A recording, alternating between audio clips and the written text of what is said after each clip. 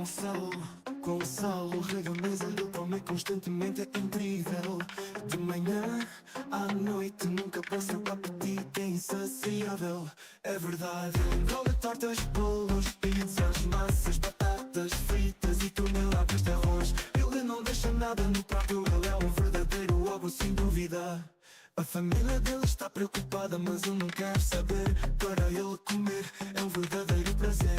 Ele só pensa nisso de manhã à noite, e ele não consegue parar, mesmo que seu estômago doa. Engole tortas, bolos, pizzas, massas, batatas fritas e toneladas de arroz. Ele não deixa nada no prato, ele é um verdadeiro ovo, sem dúvida. Um dia ele vai ao médico porque não se sente bem. O médico diz que ele precisa mudar seus hábitos alimentares. Caso contrário, ele terá sérios problemas de saúde. Engole tortas, bolos, pizzas, massas, batatas fritas e toneladas de arroz. Ele não deixa nada no prato, ele é um verdadeiro ovo, sem dúvida. A família dele está preocupada, mas ele não quer saber. Para ele comer é um verdadeiro prazer. Ele só pensa nisso de manhã à noite, e ele não consegue parar, mesmo que seu estômago doa. Ele engole e vai ao médico porque não se sente bem. O médico diz que ele precisa mudar seus hábitos alimentares. Caso contrário, ele terá sérios problemas de saúde.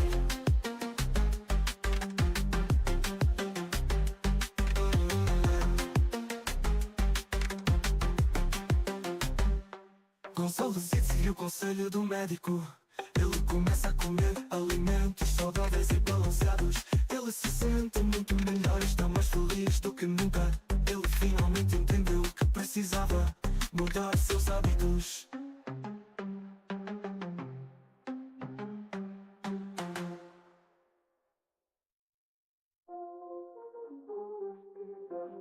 Batatas fritas e toneladas de arroz. Ele não deixa nada no prato, ele é um verdadeiro ovo, sem dúvida. Um dia ele vai ao médico porque não se sente bem. O médico diz que ele precisa mudar seus hábitos alimentares. Caso contrário, ele terá sérios problemas de saúde.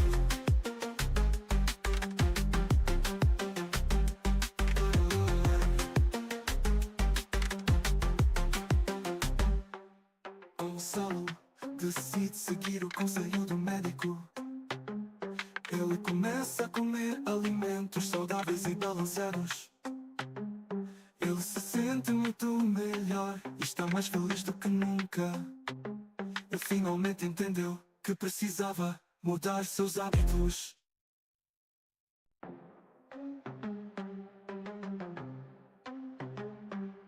Gonçalo, Gonçalo, rega a mesa, ele come constantemente, é incrível. De manhã à noite, nunca passa o apetite, é insaciável. É verdade, ele engole tortas, bolos, pizzas, massas, batatas fritas e toneladas de arroz. Ele não deixa nada no prato, ele é um verdadeiro ovo, sem dúvida. A família dele está preocupada, mas ele não quer saber. Para ele comer é um verdadeiro prazer. Ele só pensa nisso de manhã à noite, e ele não consegue parar, mesmo que seu estômago doa. Engole tortas, bolos, pizzas, massas, batatas fritas e toneladas de arroz. Ele não deixa nada no prato, ele é um verdadeiro ovo, sem dúvida. Um dia ele vai ao médico porque não se sente bem. O médico diz que ele precisa mudar seus hábitos alimentares. Caso contrário, ele terá sérios problemas de saúde. Engole tortas, bolos, pizzas, massas, batatas fritas e toneladas de arroz. Ele não deixa nada no prato, ele é um verdadeiro ovo, sem dúvida. A família dele está preocupada, mas ele não quer saber. Para ele comer é um verdadeiro prazer. Ele só pensa nisso de manhã à noite, e ele não consegue parar, mesmo que seu estômago doa. Ele engole e vai ao médico porque não se sente bem. O médico diz que ele precisa mudar seus hábitos alimentares. Caso contrário, ele terá sérios problemas de saúde.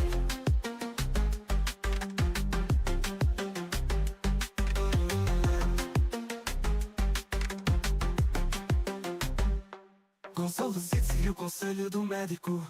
Ele começa a comer alimentos saudáveis e balanceados. Ele se sente muito melhor, está mais feliz. Hi guys, welcome back to another live stream. I hope you all had an amazing day. So today is the day, guys, where we talk about the harsh truth. My niggas, welcome back, welcome to the stream. I'm gonna give you guys a little briefing what we're gonna do today. So the first thing we're gonna do is, of course, showing you guys more updates of what's going on in the war, which is, of course, is very important. It's impacting globally negatively right now because of what's going on, and because what Benjamin Netanyahu and Donald Trump made for a decision to go to war against Iran. Today is the day where we do the updates on what's happening, what's going on about the oil, the markets, and stuff like that, because things have been coming crazy and crazier. Not only that, there's another thing I want to talk about, guys, with you. Myron today was in, I think it was in Ohio, I'm not sure, and he debated more students. So I was like, it's going to be good content for you guys to realize how liberals are very shit at thinking and actually defending their position. So we're going to give you guys a little bit of content about that matter. And not only that, Riyadh also dropped, Myron's brother dropped more content and more information when it comes to the war. And I really want to talk about his opinion as well. So here's what we're going to do today. So the first thing we're going to do is, of course, we're going to talk about the updates of the war, and we'll finish off with Myron going to the live stream in Ohio. Very excited, very excited. Dark today, he isn't here. I did DM him to if he wants to come or not, but he didn't. But it's fine. Today it's just me and you guys. The real niggas, you know, the real niggas. But as I was saying, we're gonna react to the different thoughts about the last updates of these days that have been passed by when it comes to Myron, Riyadh, since they're very good when it comes to the war. They really know what they're doing. And they always prove you guys, of course, and me, not just you guys, me as well, how it just makes sense, and they just pretty much tell the truth without giving a fuck, which is very good. Not only that, as I said, we're gonna go react to him and in a college. I think it was in a college in Ohio. Let's go. It's sad that Dak isn't here because I really want him to be here, but it's fine. I'm very excited. Very excited. We spend $2 billion a day to be. Oh, before we continue, don't forget to subscribe to his channel, Myron Gaines. Someone that is very well known when it comes to crime information. Because he used to be a nice agent, so he kind of knows his shit. Not only that, when it comes to war, he has a lot of knowledge. He understands briefly a good amount of stuff. I mean, I say briefly, but now I think he's an expert, in my opinion. He's someone that clearly connects the dots and it just makes sense 100%. And then, of course, go subscribe to Riyadh as well. Someone that has a lot of knowledge when it comes to geopolitics. And very good when it comes to explaining to us what is going on, and same thing as his brother, connecting the dots, and I say somehow, but not really somehow, and be able to actually connect all the dots and it makes sense. So go subscribe to Riyadh React. Riyadh. I mean, in the logo it says more, but Go subscribe to Riyadh and Mountain Gains, guys. Go subscribe. They're very good when it comes to exposing the truth with proof, with knowledge, and connecting the dots very well to the point where it just makes fucking sense and it ends up being the truth. Let's be honest here. So let's keep going. A war that doesn't serve us to kill a guy named Khamenei when now another Khamenei's in charge, who's a worse Khamenei, who wants a nuclear bomb when the other one didn't. We released 400 million barrels of oil. I'm very excited. We lifted sanctions on Russia. We even lifted sanctions on our op Iran, and Brett is still sitting at $103 million. On top of this, Trump's been doing everything in his power to attack on weekends, putting out true social posts like the American Navy will guide the ships through the Strait of Hormuz. We're gonna open up the strait. NATO better come to the table and help. He's doing all this shit on True Social, opening up reserves, talking tough, blah blah blah, attacking on weekends. Nigga, we still got $100 plus on a barrel of oil. So Trump dropped this last night, guys. It says here, I am pleased to report that the United States of America and the country of Iran have had, over the last 2 days, very good and productive conversations regarding a complete and total resolution of our hostilities in the Middle East based on the tenor and tone of these in-depth, detailed, and constructive conversations, which will continue throughout the week. I have instructed the Department of War to postpone any and all military strikes against Iranian power plants and energy infrastructure for a 5-day period, subject to the success of the ongoing meetings and discussions. Thank you for your attention to this matter, President Donald J. Trump. So now the Iranian government's already come out and said this is a lie. They didn't talk to Trump, which I kind of believe them because they already said that They really thought they would have a 5-day ceasefire. They really thought they're gonna have negotiations. Bitch, fuck you, Trump!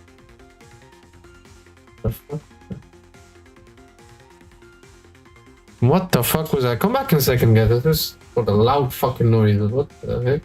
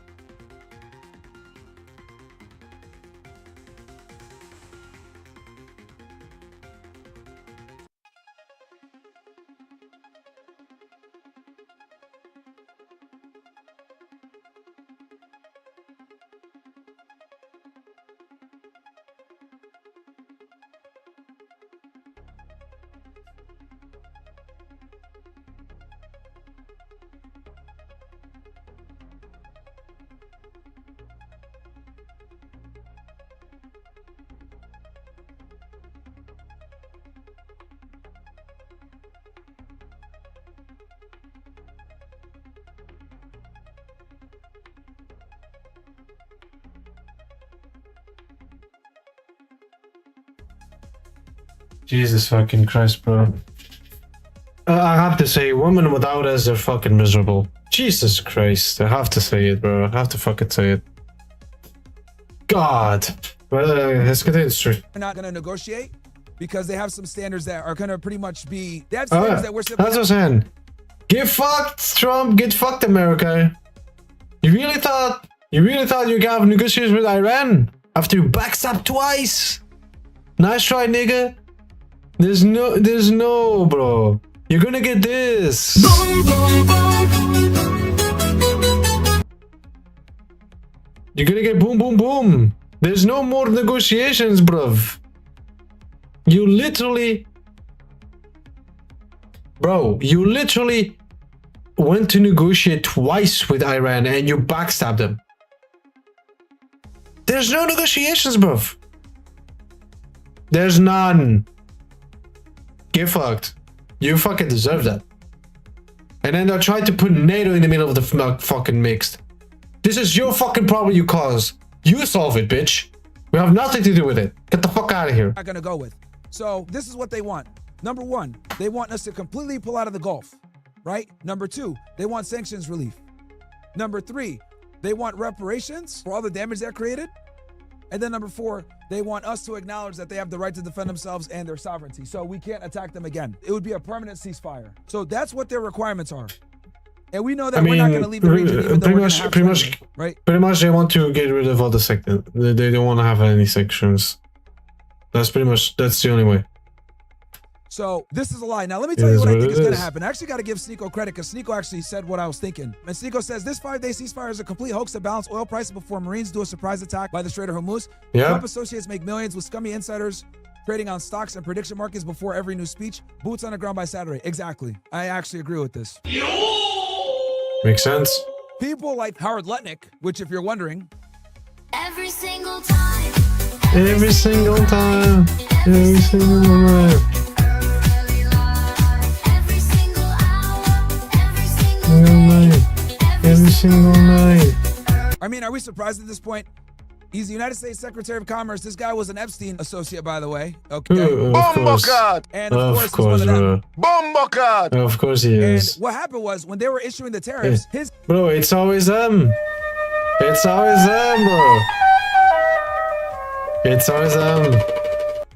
It's always them. sons were making financial plays to become filthy rich. And this got uncovered later on. So a lot of people in Trump's inner circle, you know, Okay, bro, my mom is actually getting triggered for with something fucking retarded.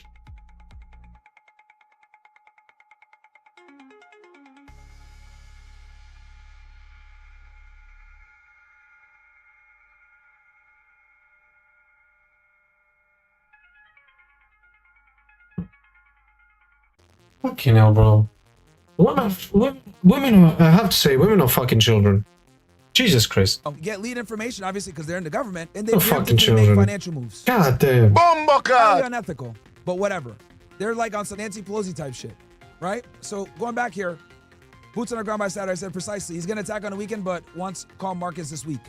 Now, the reason why Trump wants calm markets, guys, is because that's a big part of his presidency. Now, if we go on the OSSreport.com, by the way, made by one of our members of the OSS, shout out This to is Dr. sick Brentos, what they did. we can see here They make this that oil went down. A barrel of crude went down. It was 112 yesterday. It went down to 102. And we're looking at WTI. West Texas Instruments are down to 91. I mean, it's, by the way, guys, it went down good, but it's still very bad. It's still very, very bad. The price of it, it's still bad. It went down, but it's still very, very bad. The position that the oil price is right now. So it's still very fucking bad. So obviously him dropping his True Social post brought the prices down. But here's the reality. This is what Trump does all the time. If you guys notice, Trump always attacks on weekends when markets are closed. Okay? And he's doing everything he can to keep the price from going to about 120. Okay, let's go through this. Now, for you guys to understand, right, the significance of this, we need to talk a little bit about how the United States has power. Okay? So first, we got to talk about 4 things. Okay? And those 4 things are basically the pillars of what makes the United States a world superpower. Okay? And those 4 things are simply this. Number 1, our military. Number 2, SWIFT. Number 3, the petrodollar, which is kind of informal. And then number 4, reserve currency status. What is SWIFT? To keep things simple, guys, it's the financial institution from which international trade is done, sending money all over the place, wires, all that other crap. It's basically how the United States has a global oversight and reach into many different financial transactions because we have what's called reserve currency status. Reserve currency status, guys, is a currency that is stable that other countries can use to do trade. So for example, if let's say Cambodia wants to do trade with Russia, right? More than likely, they're probably gonna use the US dollar or maybe the ruble, right? Or if Japan wants to do a transaction with Australia, they're gonna use US dollars. Right? And the reason for that is because the US dollar is fairly stable based on our military and our economy and the market. So having reserve currency status, guys, makes us extremely impervious to inflation compared to the fact that we print so much money. So back in 2020, during the COVID era, something like 50%, almost damn near, of the money that's in circulation was printed within the last 6 years or so during COVID. Damn. Now, for any other country, printing that level of money would be, it would be like you're going to destroy your dollar, right? Because you have way too much in rotation. But since other countries need our money to do transactions, it creates a constant need for maintaining and holding onto the US dollar. So we don't have to deal with the consequences of printing money at a ridiculous level. Okay? Now, the other Makes thing that we sense. had that Makes is to our sense. advantage is what's called the petrodollar. Now, to be clear about this, guys, the petrodollar is more of an informal thing. Okay? Basically, what that is, it's an agreement between us and Saudi Arabia that Nixon kind of struck back in the 1970s, right? Where he took us off the gold standard and had these powerful Gulf monarchies do their oil transactions in the US dollar, or at least pledge, right? And it's an informal agreement to do I most of their mean, transactions. now in now US it's going to be a dollars. bit different now. Okay. No? So again, yen. the four things: SWIFT, reserve currency status, the petrodollar, and then our military might. These four pillars is what makes the United States the superpower. Okay? Now, lots of countries don't like that we are the main superpower. So what they've done is they tried to create alternates to a financial Oh, I system just noticed his hat, bro. It's NHH. Nice. Good hat. It's a good hat. It's a good hat. that we dominate. And over the past several decades, that dominance has been dissipating. Okay? Something like 90% of oil and commodity transactions were done in US dollars, and every year that drops. I'm gonna say that again, so you guys know what I'm talking about here. Commodity trading, right, between different countries for different resources and trade, as well as the petrodollar, used to be done 90% in US dollars. But Damn. over the past couple of decades, that percentage has been going down. Why? Because countries like China, countries like Russia, right, BRICS in general, they don't like the fact that the United States controls the entire financial system. So they've created other alternates to do trade with people that the US sanctions, people the US doesn't like, as well as to undermine our economic and unipolar status. Now, to understand how we Damn. became the world power, it's very simple. You got to go back in time to post-World War II era.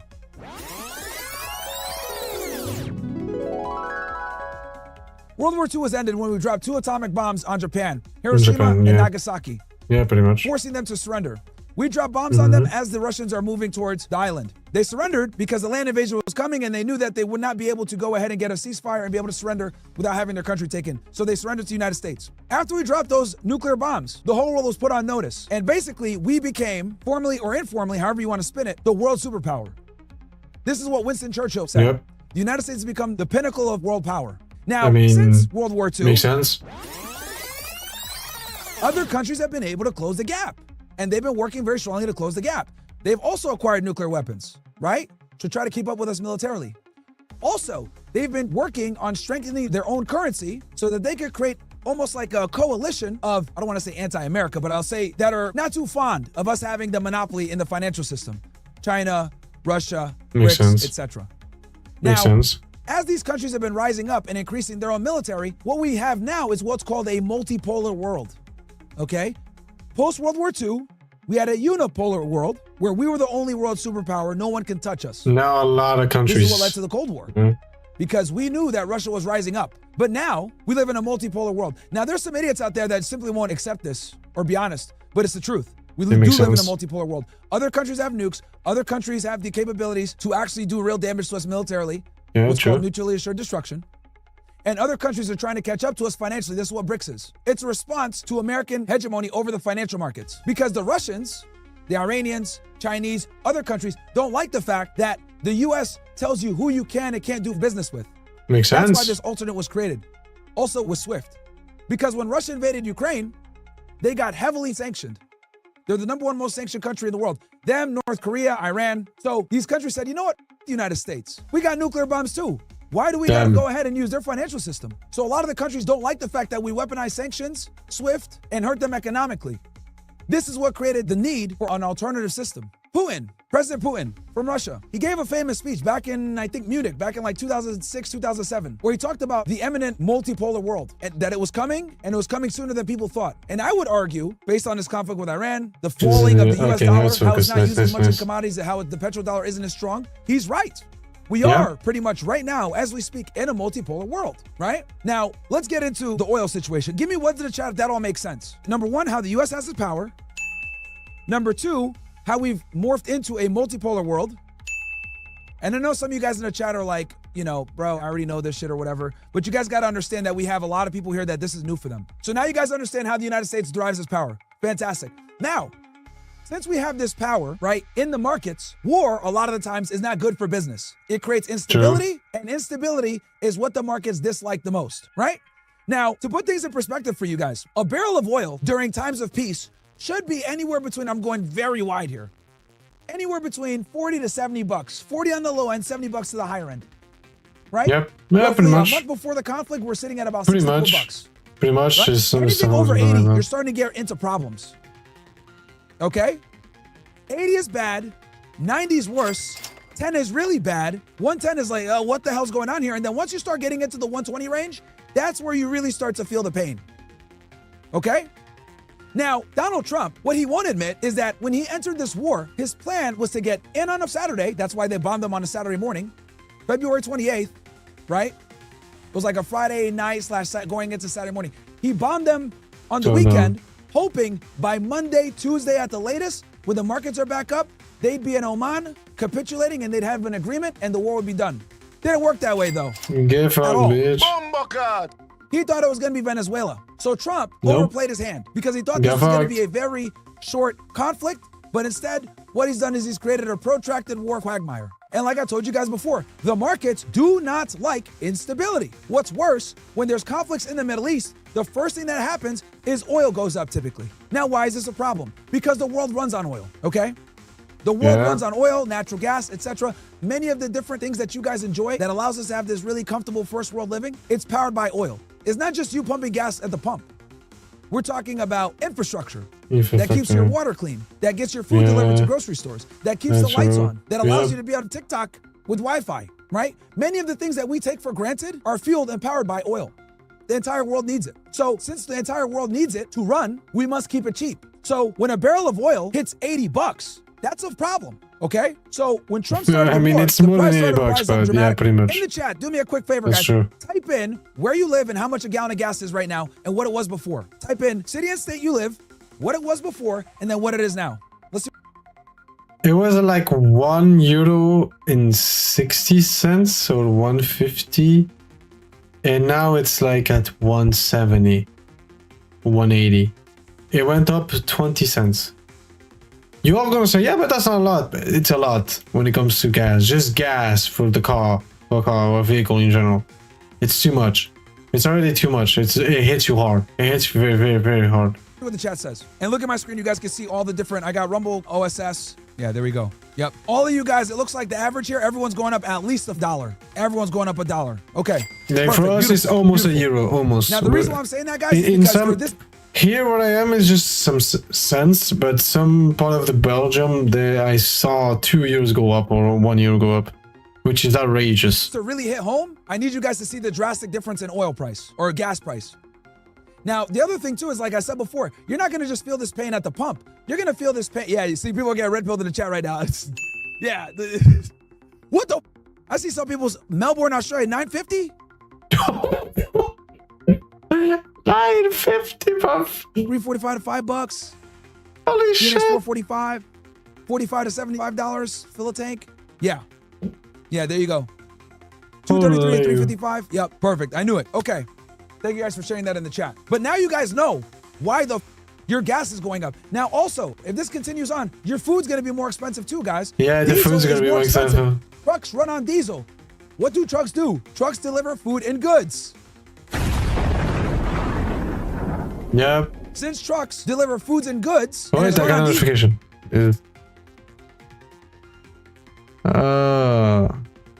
He's here, guys. He's here. Hello, apparemment je suis endormi pendant que j'ai le temps de me regarder. How you doing? and diesel. Fine, I guess. Not sure. Je me sens un peu mou vu que je me suis endormi que pour 1h02, donc ça passe pas trop.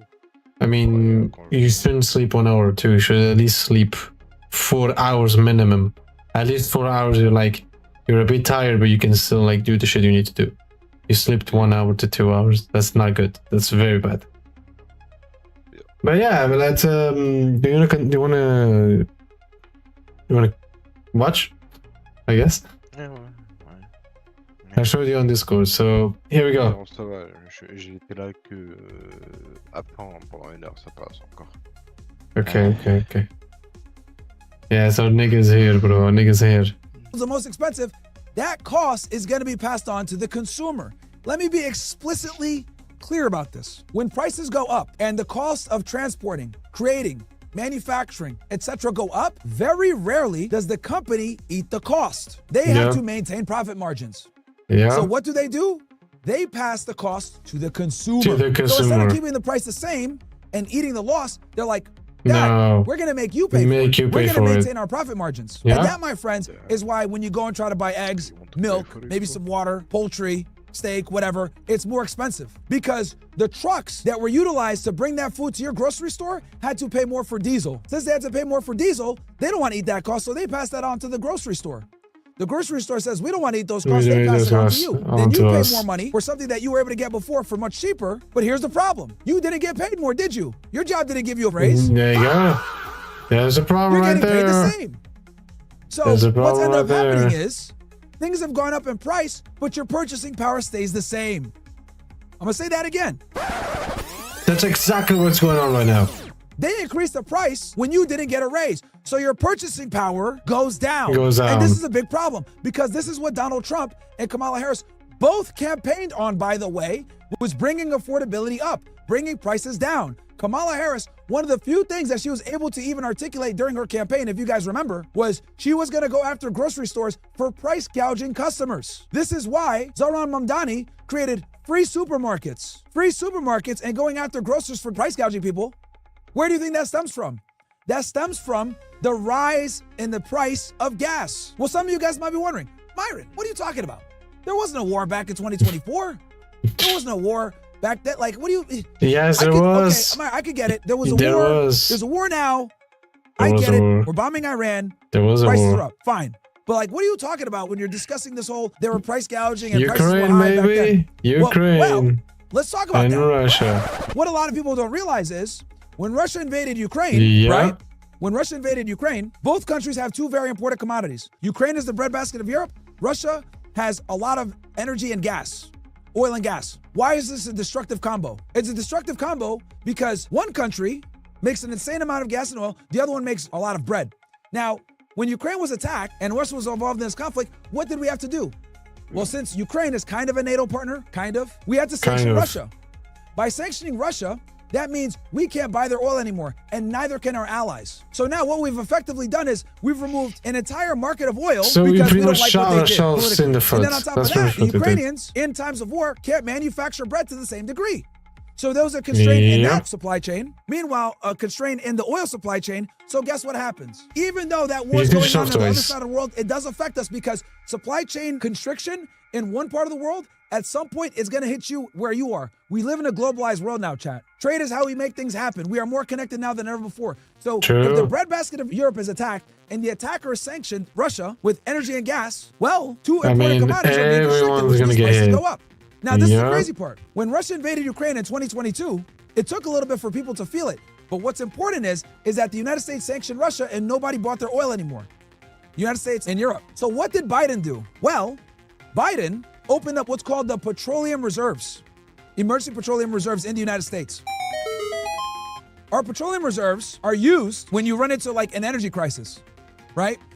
And what no one talks about is Biden opened it up in 2022 and Trump kept it open because this is to stabilize gas prices, right? And then right before we invaded Venezuela, chat, we had one of the lowest reserves since the 1980s. So let me ask you guys, did we Damn. invade Venezuela to free the people from a dictator? Nah. No. Nope. We invaded Petrol. it because we had been using our reserves for They 3 need- years. they need Actually, more 4. oil.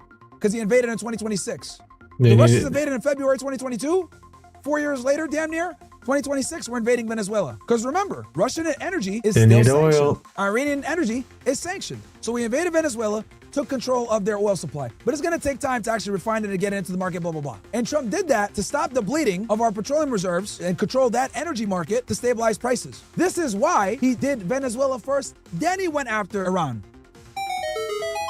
Does that make Makes sense, sense. chat? Now, Makes I'm sense. setting this all up. So we talked about how the market works. We talked about reserve currency. We talked about constraints in the supply chain, etc. Right? We talked about all that. Now let's go into the actual invasion of Iran. So despite the fact that we took Venezuela, we got access to their energy. We had the petroleum reserves open. We went into Iran. We thought it was going to be a quick fight. Didn't become a quick fight. Didn't- That's it's despite that not we're a now in the quick middle of a fight at all, protracted war. bro. And we're sitting at about $103 for a barrel of oil. Guys, Still. always use Brent's crude, okay? This is what the world goes off of. Nobody goes off WTI, bro. Get out of here with that. Okay? Nobody goes off WTI. I have it here for you guys just so you know, for educational purposes, but the reality is the entire world goes off of Brent. Okay?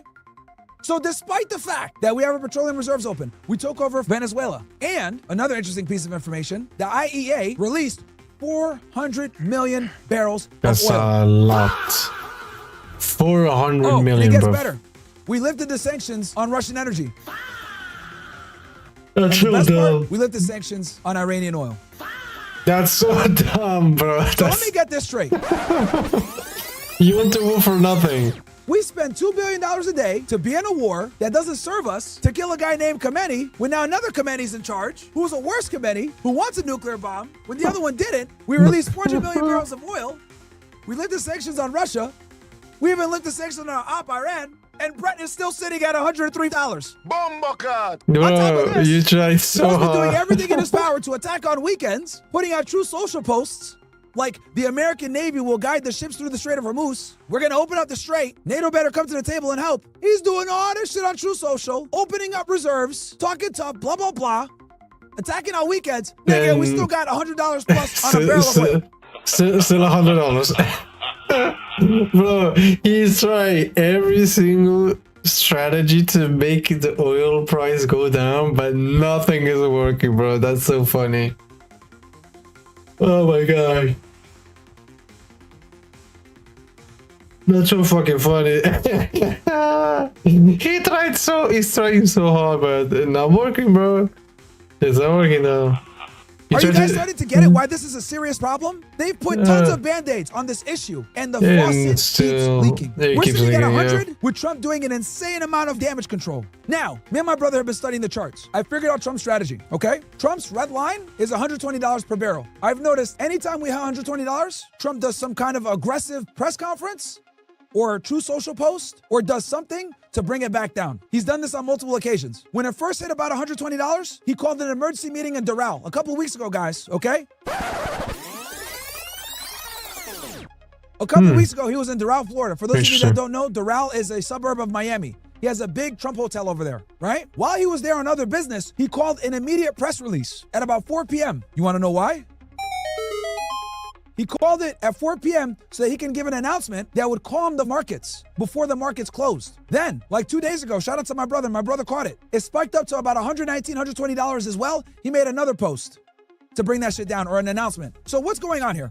What's going on here basically is Trump got us into a war that he thought he'd be able to win quickly, get out, markets recover, but it didn't. And he's doing And everything in then- his power to keep us from being at keep $120 us, a yeah. barrel. For the most Trying to part, we were stabilize sitting him. at well over $100 for the past several weeks. And just so you guys know, let me be explicitly clear about this right now. $100 a barrel is terrible. It's still, That's really bad. still very bad. But $120 is catastrophic. Now we're actually talking about shit shutting down at 120. So this 103, to put a bow on this 103 is with all of the massaging And it the went up Band-Aids again. and everything else that's going on. It's And we're going sitting at up. 103. And when Trump made that stupid announcement that he was sorry. going to bomb Iranian power plants, the price went up. Then he put out this True Social post saying that, oh, we're having diplomatic talks. That's a lie. Iran's No. already come out and said this is not true. Yeah, I mean, Iran, didn't talk to this guy? Iran immediately in the beginning of the war says they're not going to negotiate. It's the first thing they said. They're not going to fucking negotiate. So I don't understand where this fucking idea came from. Like, We don't what, want to like, talk to this guy. We're in war. But as soon as he made this post, when the markets opened, the price went down. Give me ones if that all makes sense. Makes a lot of sense, bro. Makes a lot of sense. Makes a lot of sense. Now, with the school watch. Now, this video is when he ended up talking to with Nico. I think it was 2 days ago or 1 day ago. Where they try to, again, see how things are going to go in the future of this war. And yeah, I really want to, I think you guys want to know what they think about it. And of course, as I said, I'm trying to update you guys with the war. Idiots that are So sitting here here we saying go. like, oh yeah, America's winning. It's like Max Afterburner. He's a the enforcer, like all these like pro-war YouTube channels that are saying, we're winning the war, blowing them up militarily. I'm like, yeah, dude, but we're losing economically, diplomatically, and politically because obviously gas prices are going up. We're losing diplomatic leverage over the Gulf states. I would be shocked if we still maintain any type of military base coverage in the Gulf after this. I truly do think that they're going to probably kick us out after this. We're just losing in so many different realms. It doesn't matter if we're blowing up Iran. That is irrelevant. Now they're seeing an opportunity. They're looking at this China, Russia, other countries, see an opportunity to not be relying on the petrodollar and maybe see the yuan and see Iran providing a new global economy. If this follows, if they're not able to control the Strait of Hormuz, which I don't see how they're going to be able to, this gets rid of the stronghold that the U.S. has on the global economy. So what do you think about it now? Trump has had some pretty terrible speeches. Did you see him say that he doesn't want, well, he thinks that all of his supporters are losers. He's saying he wants to turn it into the Strait of Trump. He even said publicly in a speech that he can't call it a war because legally promised because he didn't get congressional approval. He just wants to call it a conflict. So is there an end in sight? You know, since we last spoke, what can we expect from Iran war? Well, I mean, a lot of the stuff that we spoke about last time has come true. It's only gotten worse. Gas prices have been going up significantly, despite the fact that they released 400 million barrels of oil, despite the fact that they have been, you know, Trump takes the Truth Social every time that prices spike to try to, you know, calm things. It's still sitting at, I think Brent closed at around 112 or so. They're sitting around 110, 112 That's a lot. Right now. That's a lot. That's really bad. You know, it's not going to get any better. And then now we got a bunch of Marines and other U.S. armed forces getting closer to the region for a boots on the ground type operation of Karg Island and one of these other islands. And it's not going to work. Like it's going to be a bloodbath if they try to conquer Iran. There's going to be a fucking bloodbath. It is over if they actually try. There's going to be so much American blood in Trump's hands. Holy shit. If they actually try to go boots on the ground on Iran, hey bro, good luck.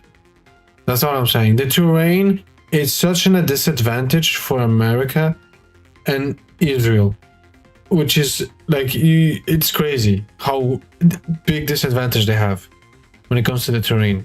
It's very bad for them. It'd be a huge mistake. So yeah, this is L. It's L all around. There's probably going to be a ground troop invasion probably next week. You know, once the markets close, he keeps on scheduling these speeches around the market to, you know, fight back against the oil prices going up and down. And we're seeing also a lot of insider trading that everyone's ignoring. JD Vance is doing a push and saying that he cares about fraud when clearly people are getting insider tips and betting against his speeches, you know, not even just in the stock market, but also on Kalshi and in these prediction markets. It's right in front of our faces, but nobody's speaking about it. Yeah, it's, you know, and here's the thing too. I think JD Vance understands that his 2028, you know, aspirations are kind of being eviscerated right now as we speak because this war is so wildly unpopular, even within the base. And they might try to make him be the negotiator to try to bring things down because the Iranian government's already said that we don't want to negotiate with Witkoff or Kushner anymore, which I don't know why they were even put into play because these guys are both friends of Netanyahu and hardcore Zionists. So it's like a major conflict of interest. These are real estate guys. You know, what do they know about diplomacy and foreign relations, which is, you know, kind of an insult anyway to the Iranian government. So it's just so many different problems here, man, and many different fronts. Our last conversation, we were talking about how this war doesn't have any, you know, religious aspect, but people like Kushner and Witkoff, they have connections to the Chabad Lubavitch sect of, and these are the people that Rabbi Schneerson as the Messiah. We saw when Trump right before he was elected in his second term, he went to go visit Schneerson's grave.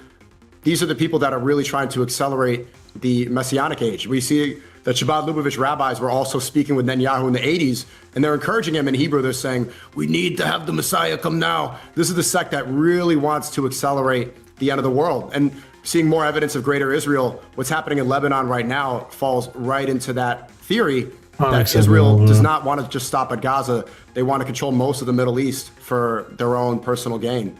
Yeah, what's going on in Lebanon is absolutely nuts. And, you know, they've been trying to occupy southern Lebanon for many decades. Hezbollah was created through Israel. Like, people forget that. Like, people think like, oh, man, this crazy terrorist faction Hezbollah. They don't realize that Hezbollah was created in 1982, literally to fight back against Israeli occupation. And they actually, you know, successfully pushed them back. And the IDF, right, if they're not bombing kids, they can't really fight real soldiers. So Hezbollah's been up. They've destroyed literally like a bunch of these Merkava tanks. And they're having struggles as usual with taking over South Lebanon. They can't even get up to the Litani River. So we'll see what happens. But yeah, we're talking about like 1 million Lebanese displaced because of Israelis. And the thing also, a lot of these people don't want to move because they know what's going to happen. If they leave their homes and the Israelis take it, it's going to be exactly what happened in Palestine. Oh, it's our land now, right? We're not going to let you come back. So a lot of people would rather die at their homes, or they might not have the money to leave than to let the Israelis take it. But no one's covering that, right? No one's covering about all the wild displacement in southern Lebanon. And people forget that Hezbollah was created as a direct response to Israeli occupation of southern Lebanon.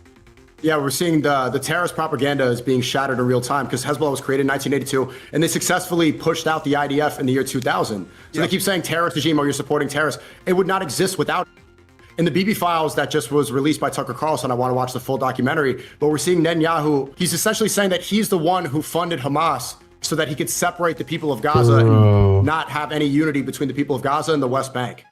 So he's behind all these terrorist groups. They force you to condemn. And this is why I refuse if I ever have a Piers Morgan conversation or one of these mainstream media conversations. And they say, do you condemn Hamas? Do you condemn the terrorists? Like, obviously I condemn terrorism. The biggest terrorist, it's right now. Look at bombing schools. Yeah. They bombed 600 schools in Iran, aside from just the Manab school. But Hezbollah and the Houthi, this would not exist without Israeli occupation. They are responsible for it. So it's their fault. If you want to call out terrorists, this is the biggest terrorist organization. And all this propaganda for decades about Muslims being terrorists, we now understand what's going on. Not even just from the Epstein files revealing that Al-Qaeda, ISIS, that these are CIA funded. All of these groups, these are resistance groups that are built and created because of occupation. Yeah, I mean, like, this is what I always say, right? Because the issue is that with these people, right, people like Ben Shapiro, whatever, they'll sit there and be like, oh, terrorist. And I'm like, okay, well, let's define terrorism. Terrorism, right, according to FBI, who's the main agency that investigates terrorism, typically is basically violence conducted for the furtherance of some type of political ideology, right? Zionism is a political ideology. I would argue that the IDF, the Israeli government, has conducted far more acts of terrorism than all these different groups combined. They've killed... Again, it's always them, bro. It's always them. It's always far them. more people than all of these groups It's always these combined. fucking Jews, bro. Again, were created in response to Israeli aggression in the region, whether it be Hamas, Hezbollah, Ansar Allah, aka the Houthis. It's all been pretty much the IRGC. All of these groups were created after Israel's aggression because they have an enormous amount of support from the United States. And quite frankly, they don't deal with any type of consequences for their recklessness and their aggression. So these groups were literally made to respond to Israeli terrorism. And it's kind of funny too, because if you actually look at the history, talking about this earlier on my stream, it was created on terrorism. If you look at the IDF was made up of the Irgun, Haganah, Stern, AK, Lehi gangs. All these groups were organizations, right, that later became the IDF when the country was created in 1948. So the country in of itself was created via terrorism. You look at the King David hotel bombing, right, which was masterminded by a guy named Menachem Begin, who would end up becoming the prime minister of Israel later on. In of itself was founded by the very terrorism that they try to condemn or get angry at the Muslim world for perpetuating. This is one of the things that I don't understand. Their own country is built by terrorism, but they condemn other countries to the real question is why are they who the fuck are they to condemn other countries of terrorism? Who the fuck are they? You're no king. You're no population. You're just any other ordinary fucking human being. You die, we continue our lives. Like what? This is what I don't understand about the Jews, bro. They think they're the most important fucking people in the world. And they don't give a fuck about anyone. But that's not how it works, bruv. That's why you're the demons, the Jews. The Jews are the demons. As they have started. And then the other thing too that's also very, very interesting. They always say that the Iranians aren't, measured. They're radical clerics. They want to kill everybody, blah, blah, blah. Yeah. But let's go ahead and compare the numbers. On October 7th, we know roughly 1,200 people were killed, right? 400 of those people were IDF. So they were enemy combatants. It is what it is, right? Let's go with 800. Now, we know that the Hannibal Directive happened, right? And we know that a lot of Israelis killed other Israelis. But let's just, for the sake of purposes of argument, let's say 800, right? 800 were killed by Hamas only, right? 800. What was the response after October 7th? Literally going into Lebanon, bombing Gaza, conducting genocide, conducting a blockade, killing tens of thousands of innocent people, bombing the Houthis. They basically started to wage a war on 7 different fronts, right? That is unacceptable. Tens of thousands of people, right, in the process of doing that for October 7th. Well, let's go ahead and look at the Iranians. When Israel went ahead and bombed them before the 12-day war with Operation Rising Lion, right? And they killed the generals, they killed the scientists, and they killed, 1,000 people, I think, if I'm not mistaken. Most of those were civilians. How did Iran respond? They responded by doing a measured response back against Israel. They did a symbolic strike back against the United States after they bombed their nuclear facilities, which was identical to the amount of bombs that were dropped on them, right? So let me get this straight. Israel loses 800 civilians, and they literally start a war on 7 different fronts and conduct a genocide. The Iranians lose about 1,000, and what do? They do the measured response and end the war within 12 days. I would argue, off of the numbers alone, that the Iranians are far more measured when it comes to response and aggression compared to the Israelis. And then the Israelis, to make it better, have a nuclear bomb. They not only do have a nuclear bomb, they have a nuclear program that's completely illegal. They're not a signatory of the NPT. They went ahead and acquired those nuclear bombs through illegal means, to include stealing them from us. Unacceptable. And they will have the Like it's actually the audacity, bro. It's the audacity. Your fucking audacity, bro. They have the audacity. They say that Iran have nuclear bombs, even though they don't. But Israel have a nuclear bomb, an illegal nuclear project, and yeah, there's no problem. That's fucking unacceptable. to sit there and say Iran can't have nuclear weapons. So it's just a pot calling the kettle black on a ridiculous level, and they're the ones that are the less measured actors and the more aggressive actors. But they always take the victim route and say, oh, we have a right to defend ourselves, we have a right to exist, blah, blah, blah. Well, do you really have a right to exist at the way that you guys are existing, where you're killing all these innocent people? You're just killing a bunch of innocent people, a genocidal apartheid ethnostate. I hate to use liberal terms like this, but that's what it is absolutely the definition of an ethnocentric apartheid state. That's what it is. And then they'll sit there and they'll tell you, oh, we have 2 million Palestinians that live amongst us. Well, those Palestinians don't enjoy all the same rights as the, right? Yeah. So it is an apartheid, no matter how you split it. Right now, they're being harassed. They're killing journalists. We just saw a video where the IDF, they immediately pull out their guns on CNN journalists. And then the IDF says that this land is ours. These houses are ours. It belongs to the. Yeah. And I heard you say that you don't want to use liberal terms like ethnostate. This is a way to kind of prevent ourselves from being able to be honest about this, because they'll say, oh, are you a communist? Are you like those Free Palestine libtard supporters? These left-right issues to try to shut up the conversation. This is the rhetoric that you're hearing from the MAGA group. They keep saying that this war is based and it's conservative. Progressives like just say it for everything. You know what I mean? That's why they literally call everything an apartheid ethnostate. So I was like, no, but like when I say it, it's the truth. That is what it is. It is literally apartheid ethnostate. That's what it is, whether they want to admit it or not. They literally call themselves the state, and they have to maintain an 80% majority. But you know, progressives always use that for anything. That's why.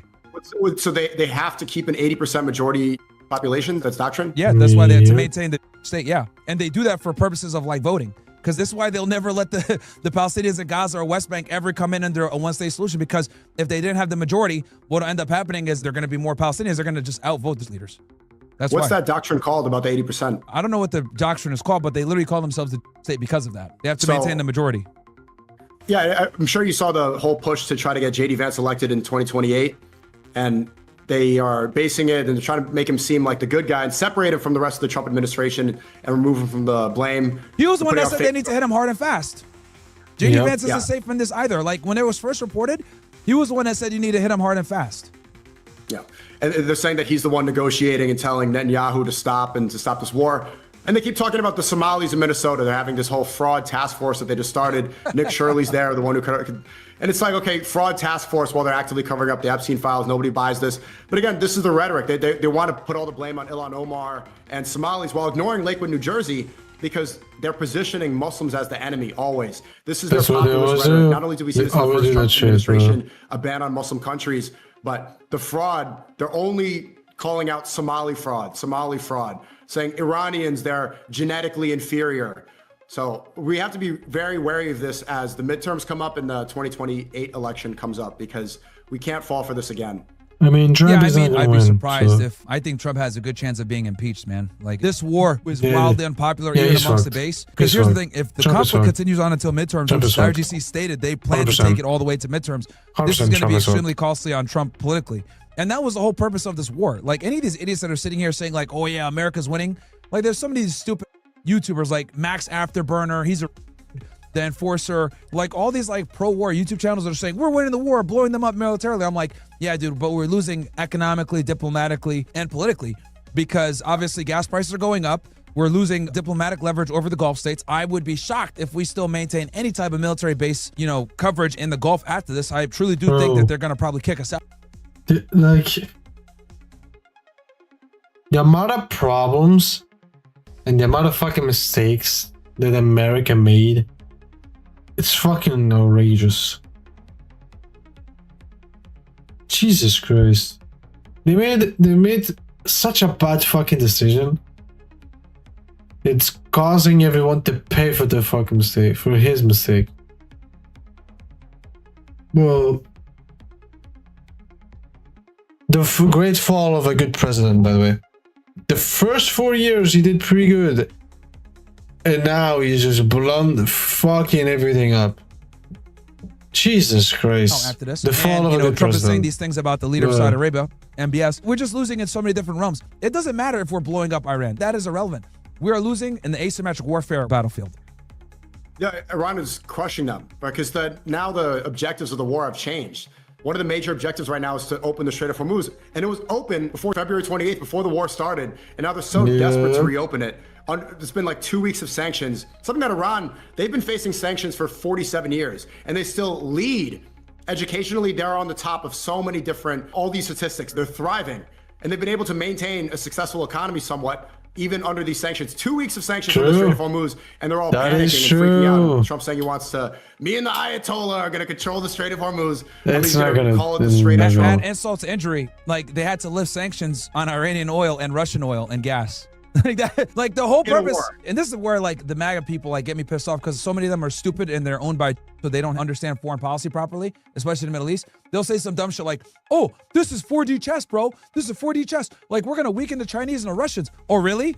You Guess who was still don't. getting oil during this whole issue? The Chinese were still continue getting and the oil, Russians were what? able to go ahead and get the sanctions lifted because we destroyed LNG, Qatar's natural gas, which would control 20% of the world's natural gas. Like, and how is the Chinese and the Russians taking a hit?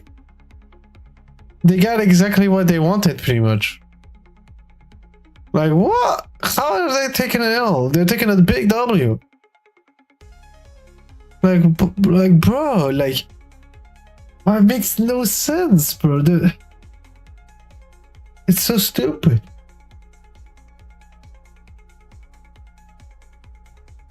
It's so fucking stupid. I'm shocked. The fact that there are people continue saying that there's a W, there's no W. There's no fucking W. You've taken so many fat L's that even if you win the war, it's not gonna matter. It's gonna be too chaotic, catastrophic for America. So there's no W here. And Europe is pretty much cooked, so they had to lift the sanctions on Russia. Yeah, now they're selling Russian that's oil and true. gas. The Russians have basically made a lot of the money back that they lost during the Ukraine war, and the Chinese are still getting their oil. So who is this backfired on? It was supposed to hurt our enemies. It made them stronger. And then the Iranians are also charging certain ships $2 million to pass. So they've made a bunch of money throughout this process. So it's like, oh, complete backfire from this stupid, And now the war. rest of the world, they see an alternative to the petrodollar, right? They see an opportunity because if there's a $2 million tax for Zionist-affiliated countries just to go through that strait, now they're trading, the ones that were allowed to go through, they're trading based on the yuan, not even the petrodollar. So for so long, Arab states, and even Oh, the way Trump's yeah. talking about MBS is just humiliating One. to see. He said that he has to kiss his Yeah. and saying that he thought he was going to be a good boy, but basically, you know, he has to submit to Trump. Now they're seeing an opportunity. They're looking at this China, Russia, other countries, see an opportunity to not be relying on the petrodollar and maybe see the yuan and see Iran providing Yeah. a new economy, a new If, global if, economy. bro, If this- again, if that ends up happening, hey, bro, America, you're gonna take a huge hit, especially right now. If the petrodollar ends up disappearing, it becomes the $1. America's gonna take one of the biggest fucking hits ever, especially right now, in the middle of the fucking war. Holy shit, America's so fucked. That's such a dumb decision going to war. It could be easy, be predictable what was going to happen probably, and especially with the intelligence that they have, the agents, and so goes on. And they warned Trump not to do none of that dumb shit, and he still decided to do it. And now look at the consequences of it. Like, bro, it's just a dumb fucking guy. He decided to be the president, and since he has no brain cells, he's just making decisions because he wants to make decisions. Not because he has a responsibility and it's important. So dumb. follows if they're not able to control the Strait of Hormuz, which is going to be, I don't see how they're going to be able to. This is the collapse of the American empire being the #1. This gets rid of the stronghold that the U.S. has on the global economy. Well, you know, people are still going to do their commodities trading in the US dollar because the petrodollar is kind of like more of an informal agreement that the rich countries use to like do their transactions because the dollar is pretty stable. But, you know, this will absolutely hurt our ability to project power in the Middle East because, okay, so the Middle East, pretty much the Gulf states, right? They know now at this point that when the rubber meets the road, can the United States actually protect them? The answer is no, right? No. Their bases have been destroyed. They're still getting attacked. Can't really do anything. We've prioritized protection of Israel, if anything, which is also another insult to injury. So the only way that the Gulf states would allow the United States to maintain these military bases or rebuild these military bases is we would have to get rid of the regime that's in place in Iran. We're not going to be able to do that. Let's be honest. Boots on the ground. Boots on the ground, it's not gonna work. There's so many people gonna die. So many fucking people are gonna fucking die if they end up putting boots on the fucking ground. That is not a good idea. Trump, use your brain cells for once. The terrain is one of the biggest disadvantages that you guys have if you put boots on the ground. You're gonna suffer. There's gonna be American blood on your hands. Apple. If they end up doing boots on the ground, they gonna, bro, it's gonna be a I don't know fucking how they're massacre. going to pull this off. You can't pass through the Zagros Mountains. Coming in through the north with the Caspian Sea and the Alborz is also futile. So are we going to actually be able to effectuate a real regime change? No. So if you can't it's not effectuate gonna a regime happen. change, the Gulf states have no reason to allow the United Sorry, States guys, to for keep these bases there moving my because mic, that will sorry. be the reason they'll continue to get attacked by the Iranians. So they're going to have to leave. So then our ability to project power in the Middle East is going to be hurt. And that's one of our big things is the American cornerstone of American military power is being able to have bases all over the place and project power with aircraft carriers and bases all over the place. That is one of the ways that we project power. So if we lose control in that region, a critical region, what's going to happen? This opens up the door for Chinese and Iranian influence. So I could see the Chinese coming in and saying, hey, you know what? We don't start wars. Let us put a base here. We'll actually protect you and we'll help you rebuild your infrastructure and we don't get involved in conflicts. And we're cool with the Iranians. You know that, yeah, I was about to say they were cool with the Iranians, so hey, no more anymore. No more attacks. Right? So we are losing a great deal of influence. This is what I mean when I say we're losing power diplomatically. And this is what like a lot of MAGA don't understand. That losing power diplomatically and politically also has issues. Yeah, and I hope the Arab world, they are starting to see this. I hope they see the way Trump is speaking about Saudi and MBS, and they're seeing the lack of protection. There was none. Dude, They Benny can't fight Johnson talked to JD Vance today, and they barely discussed the Iran war. Like, what the was for that? 80 seconds. They were talking about aliens. They were talking, I'm going to release the UFO files. You shut up, idiot. Release the Epstein files. It barely talked about it. He said the oil prices are going to come That's so down. dumb. They keep trying to say that, oh, it's not going to last that long, but they don't have an end date. They've also changed the definition of regime change, Myron. Before, regime change meant that you had to put thousands of ground troops to make sure that they follow U.S. democracy and our sort of values. Now they know it's impossible. So the definition of regime change, this is what they're saying, that we killed the Ayatollah, and so now it's changed and now there's a new Ayatollah. The regime change is not putting a new guy in charge. It's implementing U.S. values. It's making sure that your form of government is in charge. They are incapable of doing this. And so now they're saying, okay, we changed the regime, so it's regime change. There's no clear objective to win this war. There's no clear objective. Obviously, they went in. The issue here is that they went in thinking that this was only going to be a few days. That's why they're so confused right now, because they did not expect this to go this long. And they're kind of just rolling with the punches. Like I think we're entering week 4. So it's going to be pretty much a month since they've been in the war, which is very impressive. It's very impressive. Okay, we're gonna be able to take this over in a few days. Oh, I guess it's not gonna be a few days. Let's go a couple weeks. Oh, it's a couple weeks. Oh man, this is what I don't understand. Oh man, what are we gonna do? So it makes no sense. It's very obvious that they did not account for this fucking this decisions. Trump was high off his win off Venezuela. Obviously, the intelligence services gave him like a very faulty intel as to how much they thought that they would be able to rise up and take over, because we know that the American intelligence services told them no, it's not a good idea, because a week before, and this got declassified I think in the Washington Post, a week or so before Trump attacked, they warned him that attacking Iran and going for a regime change would not work because of the way that they have the infrastructure, the Mosaic defense that they have, all this stuff. They warned him, dude, it's probably not a good idea to attack for a regime change, and he still did it. So his entire intel community told him this, and he still went against it. So that tells me that he probably relied more than likely on Israeli intelligence to get this done, which was a big mistake. Number one, the people that are whispering and guiding him the most, you pointed out, Jared Kushner, Steve Witkoff, these Zionists that are negotiating all these peace deals in the Middle East, even though Kushner has no real seat in the White House. He's just a rich guy who's married into his family, he should not be negotiating. Somebody That's true. before who was That one is of- true. That is true. A Jewish fucking guy married, I think, the daughter of Trump. And somehow he's negotiating for America. For like, what? What? He has nothing to do with this shit. Why is he putting his hands on stuff that is not his responsibility? He shouldn't even be doing none of this shit. Yeah, Trump's that's main true. advisors was Charlie Kirk. We now know, That's I mean, he true. was completely against the Iran war. He talked about it continuously. He said that it was going to be a disaster. It was going to be expensive. And we saw what happened to Charlie Kirk. Has your opinion changed about his story? What do you think is the truth about Kirk? I think he was smart enough to know that getting into a war with Iran would be a disaster. He knew that. And I remember Yeah, he knew. before Trump attacked them back in June, him, Steve Bannon, and a couple others pleaded with him to not get involved in the conflict. Or if they did, to make it an extremely limited involvement. And this is what I think happened. I think the Israelis threatened to use a nuclear weapon. I think the Israelis threatened Trump to use a nuclear weapon. Probably. And that is why he had to get in. And this came from, John Kirikow and a couple other sources that I would believe. Because I in the mean, back of my it mind, I was makes like, man, sense. why did we get involved in this conflict that's wildly unpopular? Like Trump It campaign on has no to be. new wars. It's- Why would he it's- get involved in this? It's the only reason why America is part of the rule right now. It's the only reason that makes sense.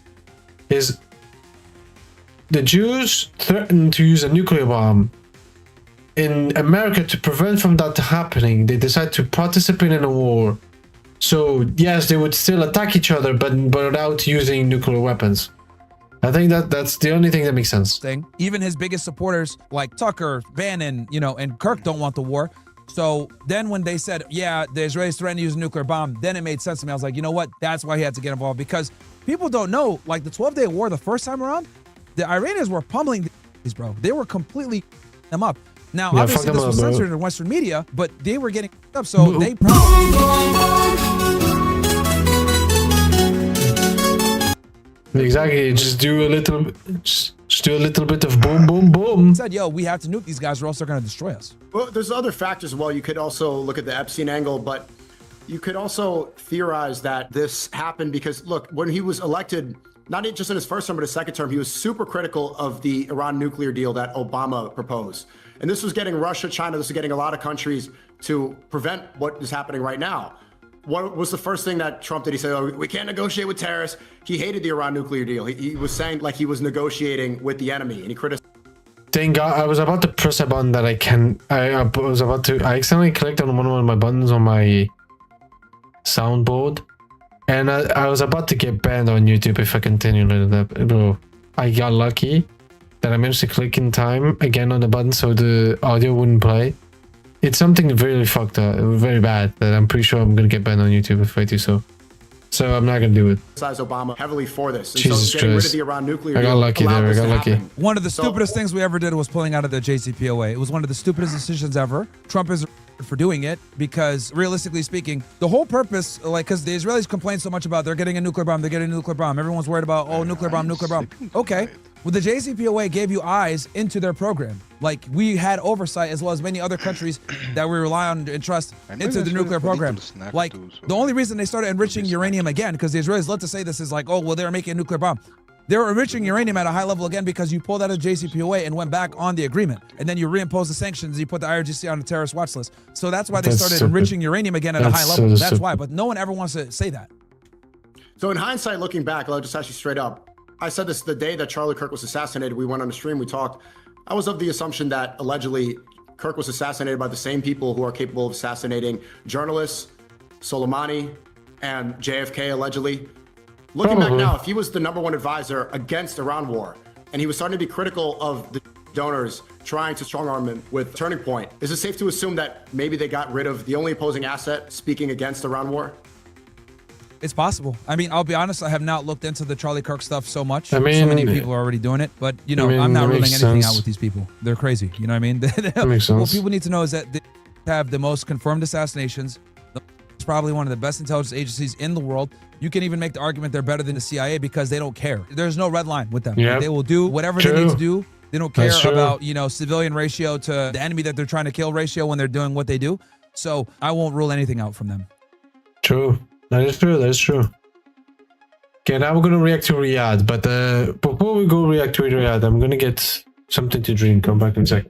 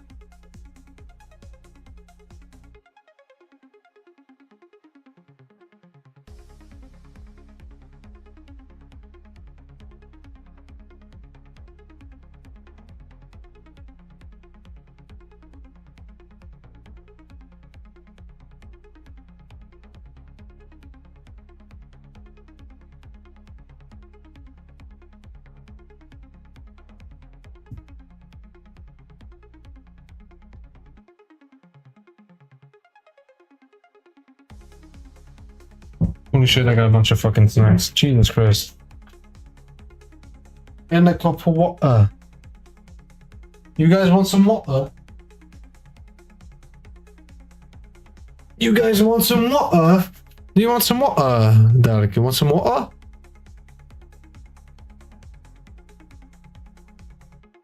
Good and fresh water.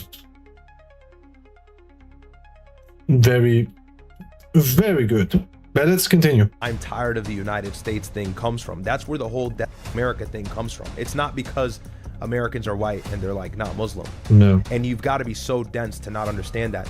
But that's the fuel that enables Americans to be on the wrong side of this conflict. That's kind of like the whole foundation. That needs to be knocked down. That doesn't mean you need to be pro-Islam. That doesn't mean you need to be like this pro-Muslim. Like, I'm not even saying you got to go as far as Tucker Carlson has been going.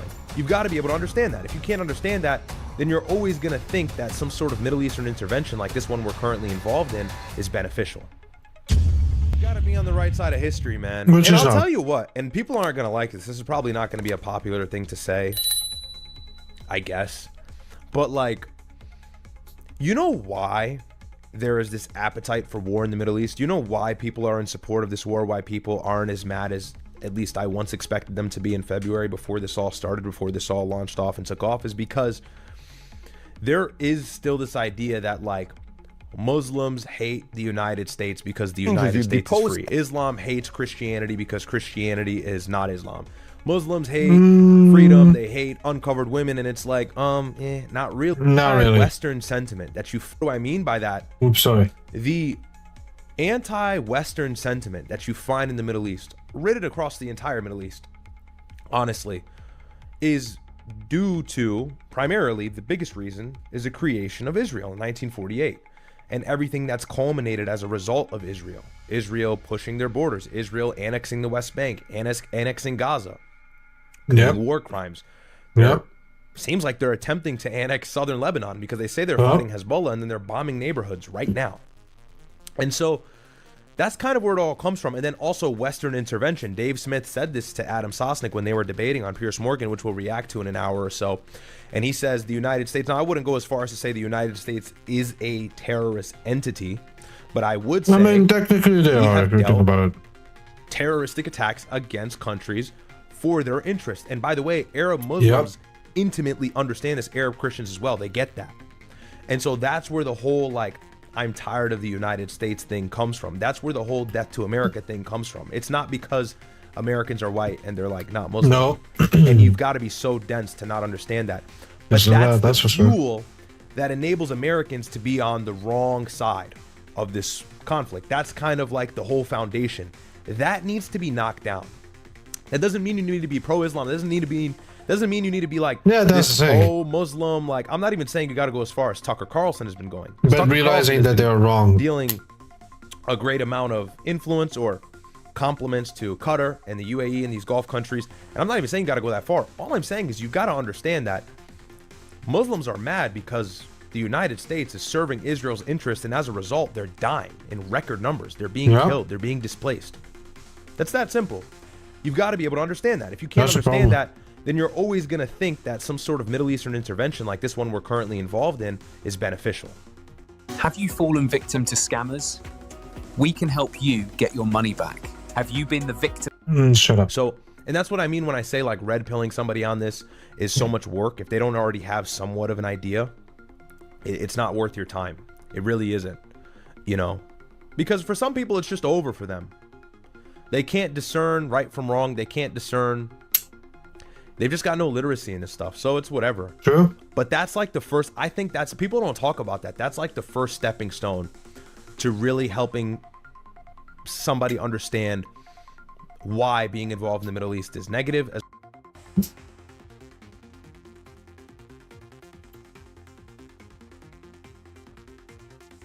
This is really why I'm not that hard when it comes to immigrants. This is literally why, because the real reason, it's because of America and Israel, specifically Israel though. Because if Israel never attacked all the countries in the Middle East, if there was peace, there wouldn't be excessive immigration on Europe, America, and so goes on. It would be stabilized. But you know, people don't see that somehow, which makes no sense. Like they legit attacked almost every single country in the Middle East. What are people gonna do? They're gonna flee and they're gonna go live in another country, start their life in another country. It just makes sense. So yeah, it's really because of Israel why we have an excessive immigration when it comes at least to Europe. This is literally the reason. It's because they keep going to wars with every fucking country in the Middle East. So people have to flee somewhere, and where is the closest fucking continent there is from the Middle East is Asia, but there's also Europe. So here we are. As well as the fact that, like, Here we are. because now the motivation, what I'm hearing from people is, well, Iran is, you know, invoking terror on the Middle East and the proxy network, and they scream death to No. America, and it's like, okay, but why? And then it's like, well, they hate us. It's like, no. It's like, no. Sure, but why? You know, there's a deeper reason. You have to unpack that. And a lot of people have never... And the reason is these guys.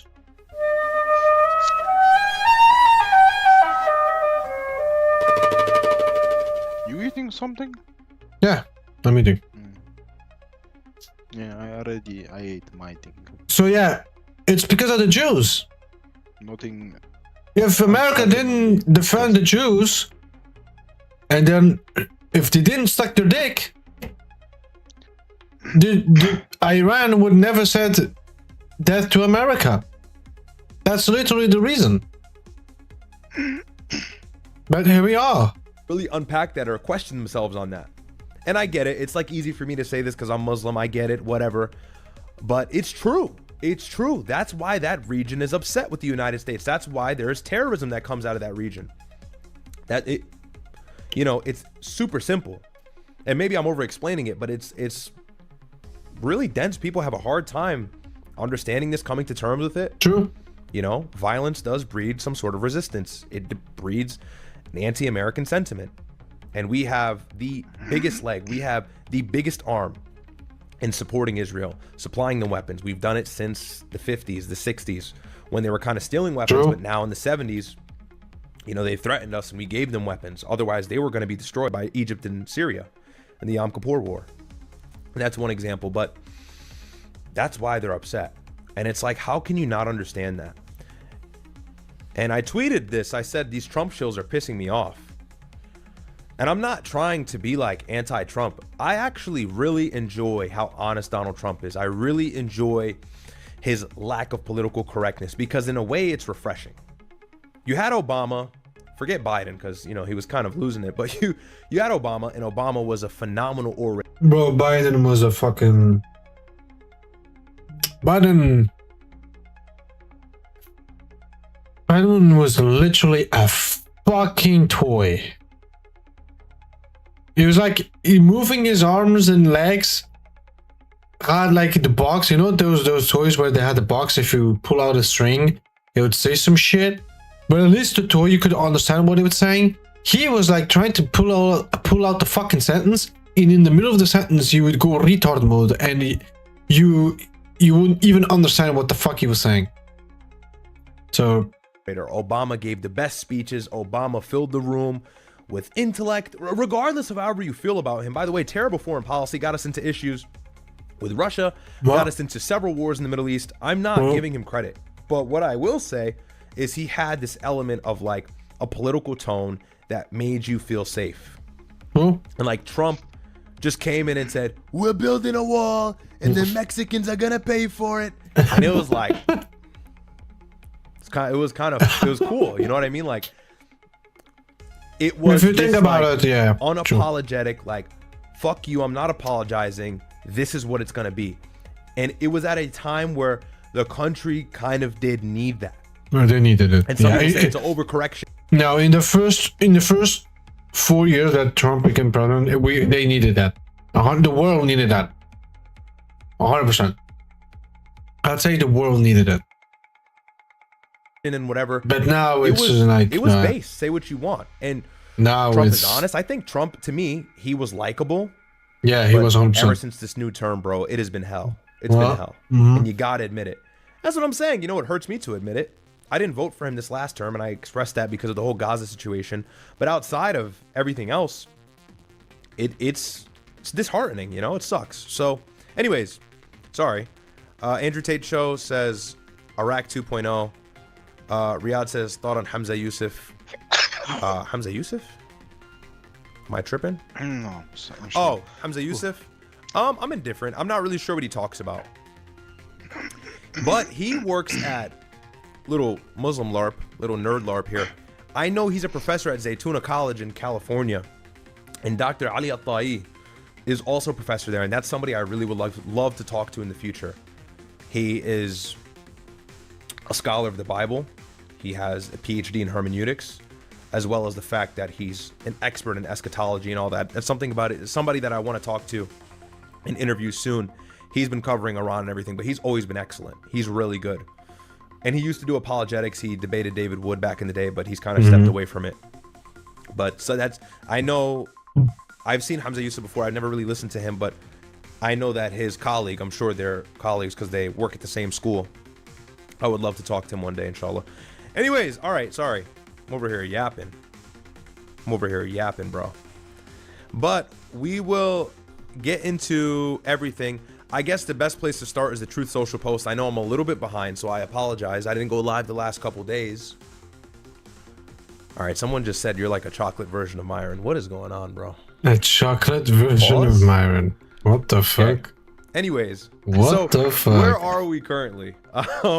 That just threw me off. I've got to turn the chat off on the screen. I'm sorry. Okay, guys, I love you, but I'm like talking and that shit screws me up. It's got to stay like this. When I screen share, I'll have the chat on. Here, I'll have it on now, but when I like really start monologuing, it's got to come off. Okay?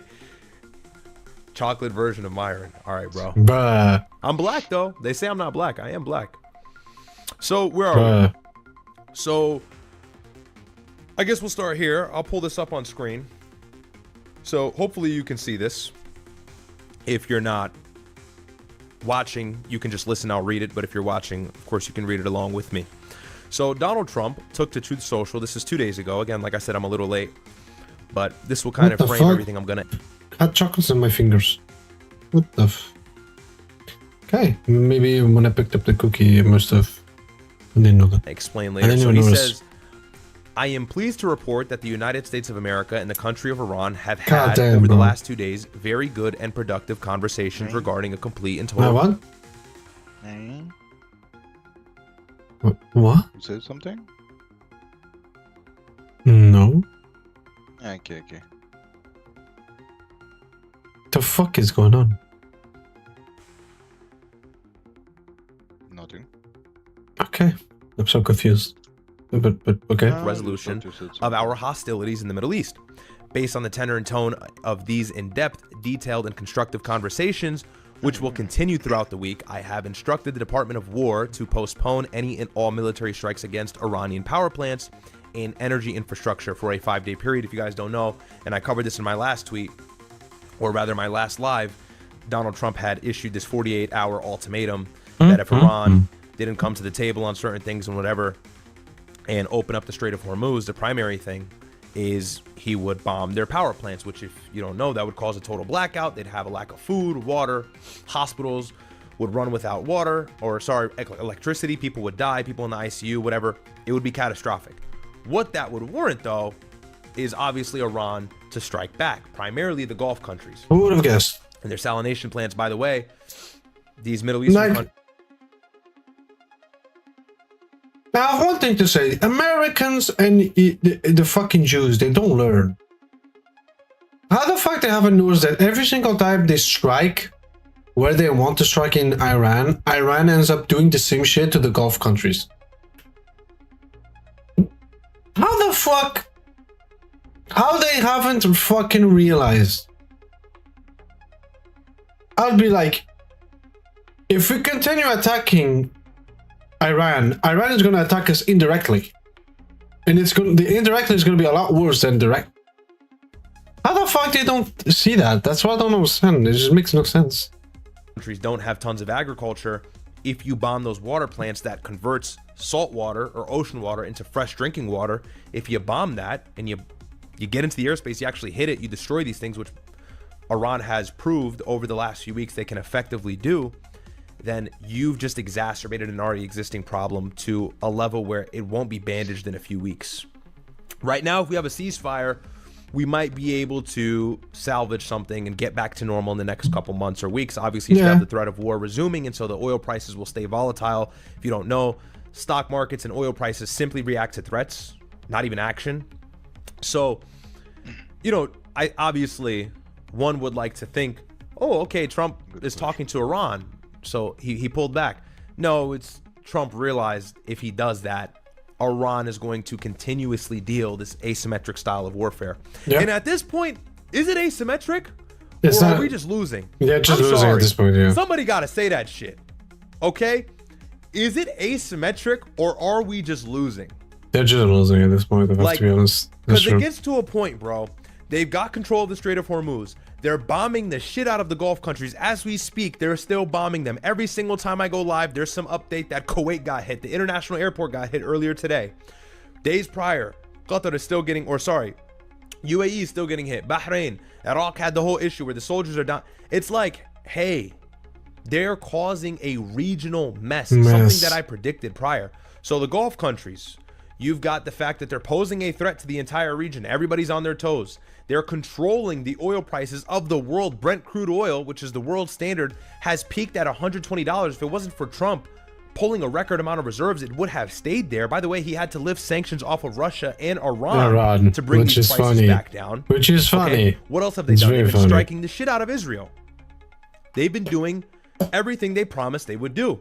By the way, all the military leadership has been killed, yet they're still operating autonomously or individually of said leadership that was supposed to be vital for the functionality of the government or functionality of the military. So, I mean, yeah, it's asymmetric, but it's almost like, hey, we're losing. Hey, we're losing here. Yeah, America's losing a lot. We haven't covered any ground. What's the goal in Iran? For Israel, at least. It's regime change. We're not even close to that. Yep. For Trump, he claims it's the nuclear thing and whatever. Again, we have not even made way underground. So where are we in regards to that goal? Not close enough, obviously. And this weekend, it looks like we're going to take the next step, the critical step in getting there.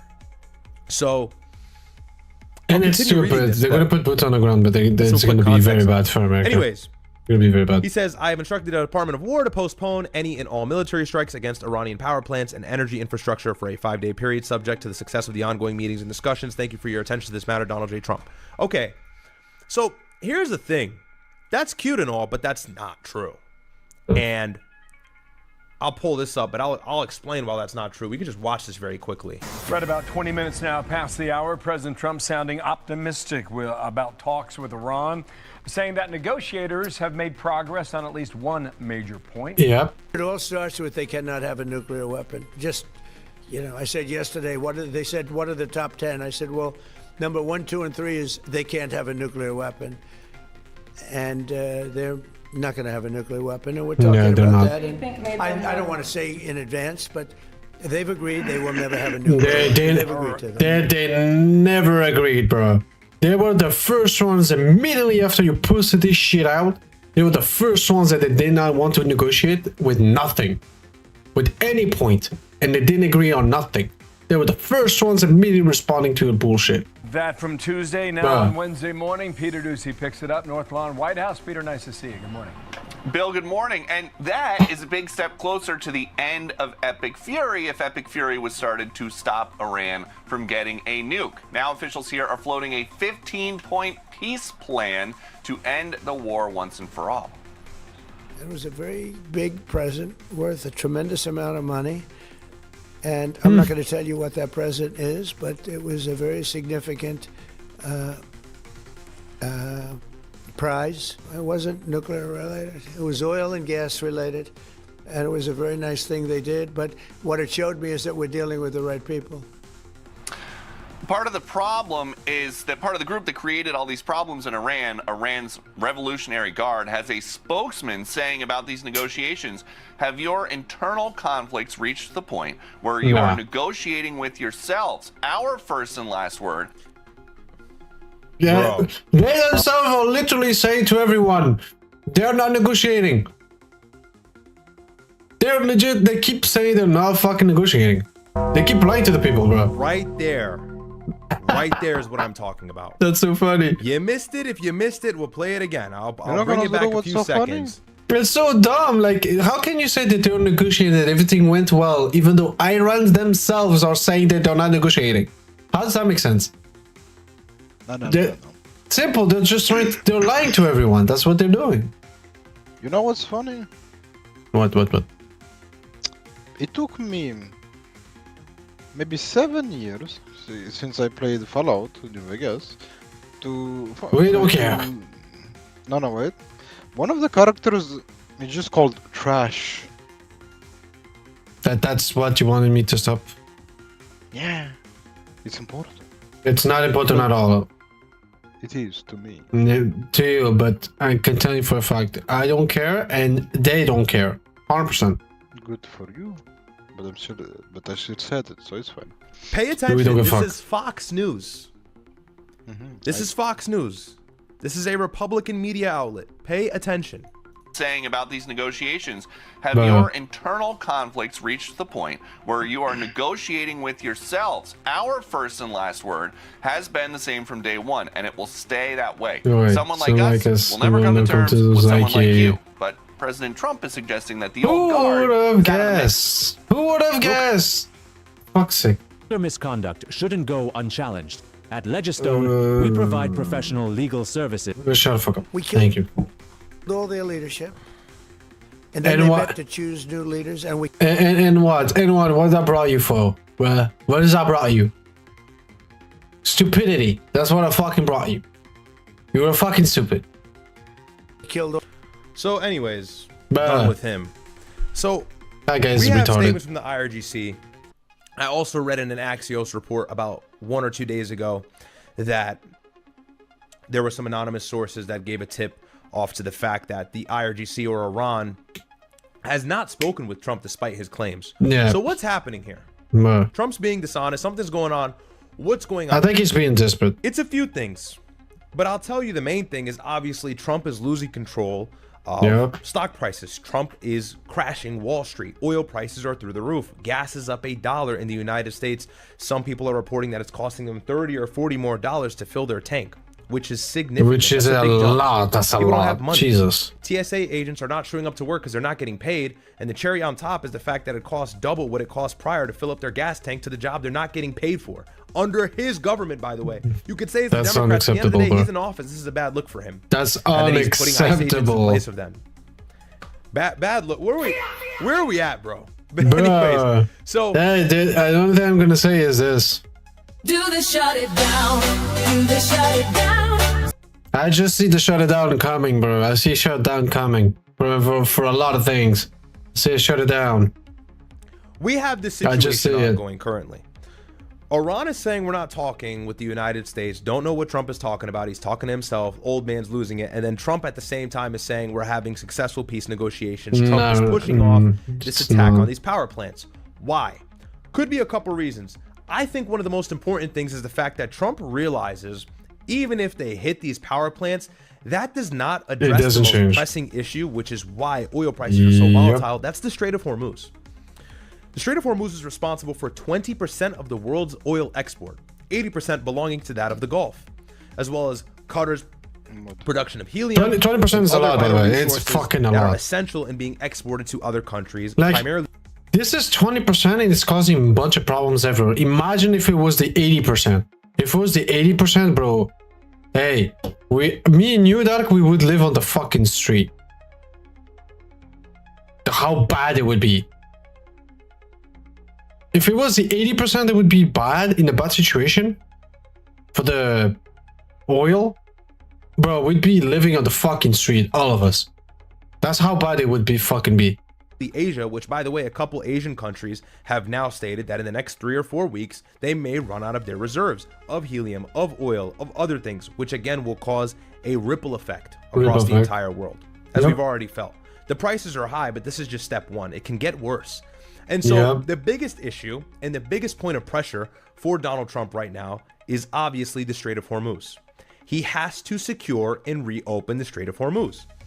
Hitting their power plants not only does not really directly address that said issue, but it also guarantees a retaliatory strike on your neighboring Gulf countries that have been suffering as a result of your actions. Qatar, Bahrain, Kuwait, Oman, no one's been safe. Iran and the IRGC have displayed there's no red lines in this conflict. Anybody's fair game. And what they have done effectively by doing that is they put Trump up against a wall. They've called his bluff. You want to hit us? No problem. We know it's a sinking ship. We know we'll lose this war militarily, but everybody will feel this as we're falling, and we'll bring everybody down with us as far as we can, especially Israel. By the way, do you think Israel won't be subject to target of Iranian strikes if we hit their power 100%, plant? bro. They're gonna have this ass fucking boom boom up their ass. They're gonna have this boom boom boom up their ass, bro. They're gonna hit them even harder, bro. Bro, it's a dumb fucking decisions, bro. Dumb decisions. You don't think they have their best and fastest, most capable missiles pointed at critical Israeli infrastructure that's responsible for oil, water, electricity, etc.? You damn better bet your ass they do. They're 100% gonna do it. I think Trump realizes, besides the fact that he has to make these Truth Social posts to manipulate the market in his favor, get the stock market to come back to a reasonable point, NASDAQ, S&P, so on and so forth, as well as the fact that he can help oil stability, at least Brent crude, which I think it's somewhere around 112 right now. I haven't looked, but it's way too high. It usually hovers around $60. So anything over 100 is unacceptable, and then 120 is like emergency level. 1213. So with all this, Trump has to release these Truth Social posts, the 48-hour ultimatum, the we're reaching peace, the we're making progress, we're hitting Iran hard, we've destroyed this, we've killed this guy. He's got to do this for a greater good of stabilizing the markets. He has the power in doing that. He's the president. And it seems like every single time Trump does this, some sort of action follows, and it's usually on the weekends. So we'll see what happens on Saturday. I know Sneeko, my brother, I saw them hint at the fact that boots on ground could happen as early as Saturday. It's probably going to happen. Just the amphibious vessel, but it's going to be bad. But it's bad. It's very, very is bad. going to make it to the Persian Gulf or the Strait of Hormuz in the next day.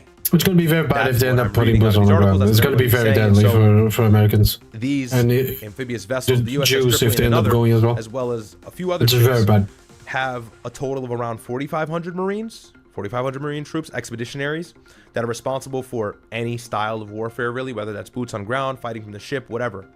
And so I think Trump is trying to buy time in stabilizing the market until we make it there. What's the plan when we make it there? There's no plan. This is where things can... This is why I say there's no fucking plan. The terrain is a disadvantage. Like, there's no advantage there. You're like, bro, what the fuck? Like, there's nothing good going to put boots on the ground in Iran. There's nothing good. Go several different ways. But the most important thing is this, and this is why I don't think there will be some sort of ceasefire. Pakistan, and I'll get to what I'm talking about as to what's going to happen when we make it there, but let me cover this first. Pakistan, obviously, if you hadn't seen, had offered to negotiate some sort of peace deal between Iran, the United States, kind of stabilize things, hopefully, at least get a ceasefire to happen. And Iran is saying, we're not doing it so long as Trump is still going to stand on this 15-point plan. If you don't know and you haven't been paying attention, since prior to this conflict, and honestly years before that, the United States, ever since we tarnished the JCPOA, which was the Iranian nuclear deal, which we halted or slowed down their enrichment of uranium, which is the quote-unquote biggest threat to our safety and sovereignty. Which is not true. By tarnishing that deal, and in return, we lifted sanctions. Since we got rid of that, we've been making unrealistic demands towards Iran, whilst also killing key military officials. Qasem Soleimani, as well as Hassan Nasrallah, both being the leaders of their proxy network that puts pressure on Israel. The reason why Iran is not going to come to the table is because we are likely asking, and it's kind of been arbitrary, right? Caroline Leavitt, who was the White House press secretary, has been speaking about what this 15-point deal entails, although there hasn't really been anything specified. I've seen different reports, I've seen different opinions, but I've kind of been paying attention to everything, and I can tell you what I can guarantee the United States is asking of Iran.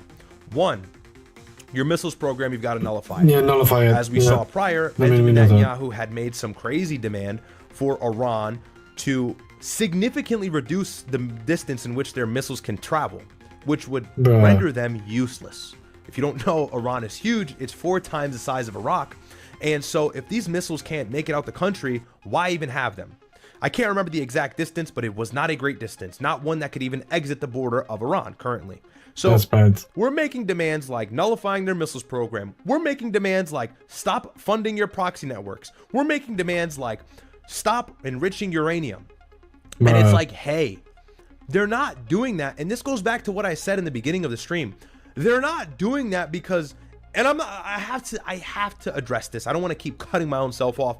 I am not an Iranian apologist. I am not some pro-Islamist, Shia militant, LARPer. Why would Iran cut their legs off from under them?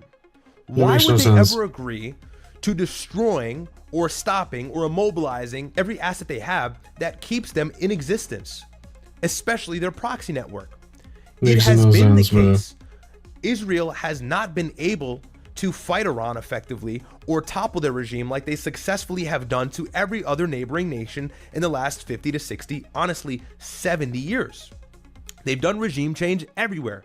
They've dealt their blows everywhere. They fulfilled their promises everywhere. Syria, Iraq, Afghanistan, Libya, so on and so forth. That's something. It's like a do not disturb setting for your mind. Yes, I would love to have that for you, bitch ass. It gets you focused in just fucking 5 minutes. ads, bro. They're so annoying. And talk about geopolitics. It's fucking important enough. This shit fucking annoying me. And as time has been going on, Iran has been able to slowly build themselves up, put themselves in a position where if they are attacked, they can deal out a great amount of asymmetrical warfare, which they have done in these last 3 weeks. Clearly, they've displayed their capability to do that. And so we are asking them for maximalist demands. We're making maximalist demands. We're telling them to do things that would destroy their guarantee of existence or their guarantee of existence. And so which is unacceptable. We're not going to get anywhere with a peace talk. Maybe we'll have a ceasefire, but that ceasefire will cease to exist very quickly, so long as the fact that we don't actually come to the table with something that's reasonable. Now, one may ask, well, why don't we just make some sort of reasonable deal? Why don't we do what Obama did, like the JCPOA, the Joint Comprehensive Plan of Action, in which the EU was on board, China, Russia, Spain, so many other countries were on board with this deal. It was actually very popular, except for one party that wasn't so happy about it. Of course, that was Benjamin Netanyahu. And the reason why is what I just stated. Israel is going to always get in the way because they don't want Iran to exist with some sort of nullified capability. Piece of shit, they don't want the IRGC to exist and guarantee or promise that they won't strike Israel. They don't want them there at all. They want to completely eradicate the IRGC. What that does is it puts Donald Trump and the United States in a very difficult position.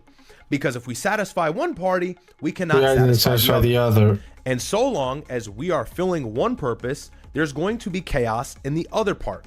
So we're doing the bidding of Israel, then we're at war with Iran. We're doing the bidding of Iran, then Israel is going to continuously beg us, continuously lobby our politicians, continuously sell us out, continuously subvert us, do what they've been doing effectively for the last 50 to 60 years, and bribe our positions of power, take control of positions of power, gain an immense amount of control in every aspect of American media, control, politics, influence, so on and so forth, whatever have you, in order to effectuate their goal, which is existence in that region, is the guarantee of safety for the Israeli state. So this is the problem. And in order to address such a difficult meaning of crossroads, you've got to have a president who's going to say no. You've got to have a president who has a backbone here. Obviously, the last one to actually guarantee some sort of progress was Obama. I don't mean to give Obama all the credit. I call him Odrama because he's killed as many people as Bush, arguably more, in Libya, Syria, so on. But he did figure out something that was vital for the continuance, or at least an idea or a potentiality of continuance for peace in that region, a pivotal region being the Middle East. And as long as Israel and Iran are fighting or they're having tension, if we can mitigate that or rather mediate that, that gives us a position of power because we can police both of them. If we don't have the ability to police both of them, which by the way, real soon, if we eradicate the IRGC, we won't, Israel will not need us. Yep. And if they don't need us, it's a little bit concerning, because this is a country that's undermined us, that has framed us in attacks. Jundullah in 2004 and others. Shout out to Propaganda & Co. I was watching that video on stream the other day. And have done so many other things that I don't have the time to explain right now to betray our government, utilize their intelligence assets for the greater good of their country, and the demonization of America. So when you ask yourself, why do these Muslims hate Americans? Why do these Muslims hate us? Why do they because you keep defending a fucking country that wants to chaos and demonize everyone. That's literally the problem. You're defending a country that clearly wants the end of humanity for everyone, except for themselves. Like, bruh, what do you expect them to do? Of course they're gonna fucking retaliate. Of course they're gonna defend themselves. Democracy and our freedom. They don't care about that. They're sick and tired of us doing Israel's bidding in a region that they exist in. You know, so that's where we kind of are there. Now, I'll get back to where I was, but that's the whole issue with the peace deal, right? Stupid, Pakistan has tried. Doesn't look like it's going to be accepted. Iran has rejected. Iran is calling out Trump's lies. They're not going to negotiate unless we actually come to the table with something realistic. Obviously, we're not going to come to the table with something realistic. So this war is probably not going to stop just yet. If there's a ceasefire, I think it'll be short-lived. So we're on the way to Strait of Hormuz, obviously, with our Marine troops. And we've got to do something, not only to slow down their onslaught of missiles and their attacking of the Gulf countries, but of course to halt their nuclear capabilities, destroy their missile capabilities, or halt that, slow it down to a point where it's no longer a huge threat for the region, and so on. The problem is, if you've been paying attention, Iran has kind of been ready every single time we've done something. Okay? True. Every single time the United States has tried to introduce some sort of plan to undermine the IRGC or go around the back door, Iran was right there waiting. Start first with the protests. And I can go back further, but just for the sake of relevance in this timeline, in the modern era, I'll start here. They knew every time. Start in the beginning of the year. Former director of the CIA, Trump's right-hand man, Mike Pompeo, doesn't make it hard for us to discern who's causing these protests. Why do I say that? Because he tweets that a Mossad agent is alongside every single Iranian protester. My grandma had a really unusual name, Jacinta, and I was really curious about where it came from. We don't give a fuck. We don't care. And other suggestions by Israeli media and so on. And so we know for a fact that these protests are astroturfed, as well as the fact that this is something we've historically done. This is what the CIA's specialty is. The United States is no stranger to launching some sort of revolution or coup d'etat motivated by our intelligence agency to overthrow a government for our greater purpose, or Israel's greater purpose, to plant in an American or Israeli favored back leader in said country. We did it in Latin America like 10 or 12 times. Yeah. And that's just what we know. So that didn't work. Why? The IRGC shut that shit down. Immediately started killing people, started halting all of these protests, started nipping it in the bud. By the, I think, like 13 or 14 day mark, things had slowed down significantly and the protests lost all of their steam. Now, of course, the American media spun this like, look at what they're doing to the protesters, look at how they're killing everybody. And although I won't lie, the IRGC is a brutal regime, they're not innocent. The reason for their brutality this time was because they smelled the agency of American favor within these protests. And Israeli they knew there was going to be intelligence. Americans. And so they shut that shit down, didn't work. Obviously, we made the first attempt in trying to effectuate regime change by launching undercover agents underground and having them rile up the people and overthrow the government. This is not Puerto Rico, buddy. Not going to work in Iran. So fast forward. They knew. We try to have these peace talks every time, and we still keep making maximalist demands. And Foreign Minister of Iran, Abbas Araghchi, and Masoud Pezeshkian, which is the president, they're not having it. Obviously, our Middle Eastern envoy being Stephen Witkoff and Jared Kushner, by the way, great selection by our Trump administration to go talk to these people. They're talking, they're meeting in Oman, they're meeting in Geneva, and they're not really covering any ground. And it's because, again, as I stated earlier, our demands are unrealistic. Okay? Again, fast forward, we start the war with Iran. And I'm just really going through everything quickly here because I want to move on and get into everything that's been developing. There's a lot more news to cover, but I want to make sure I set this framework for everybody. So we strike Iran.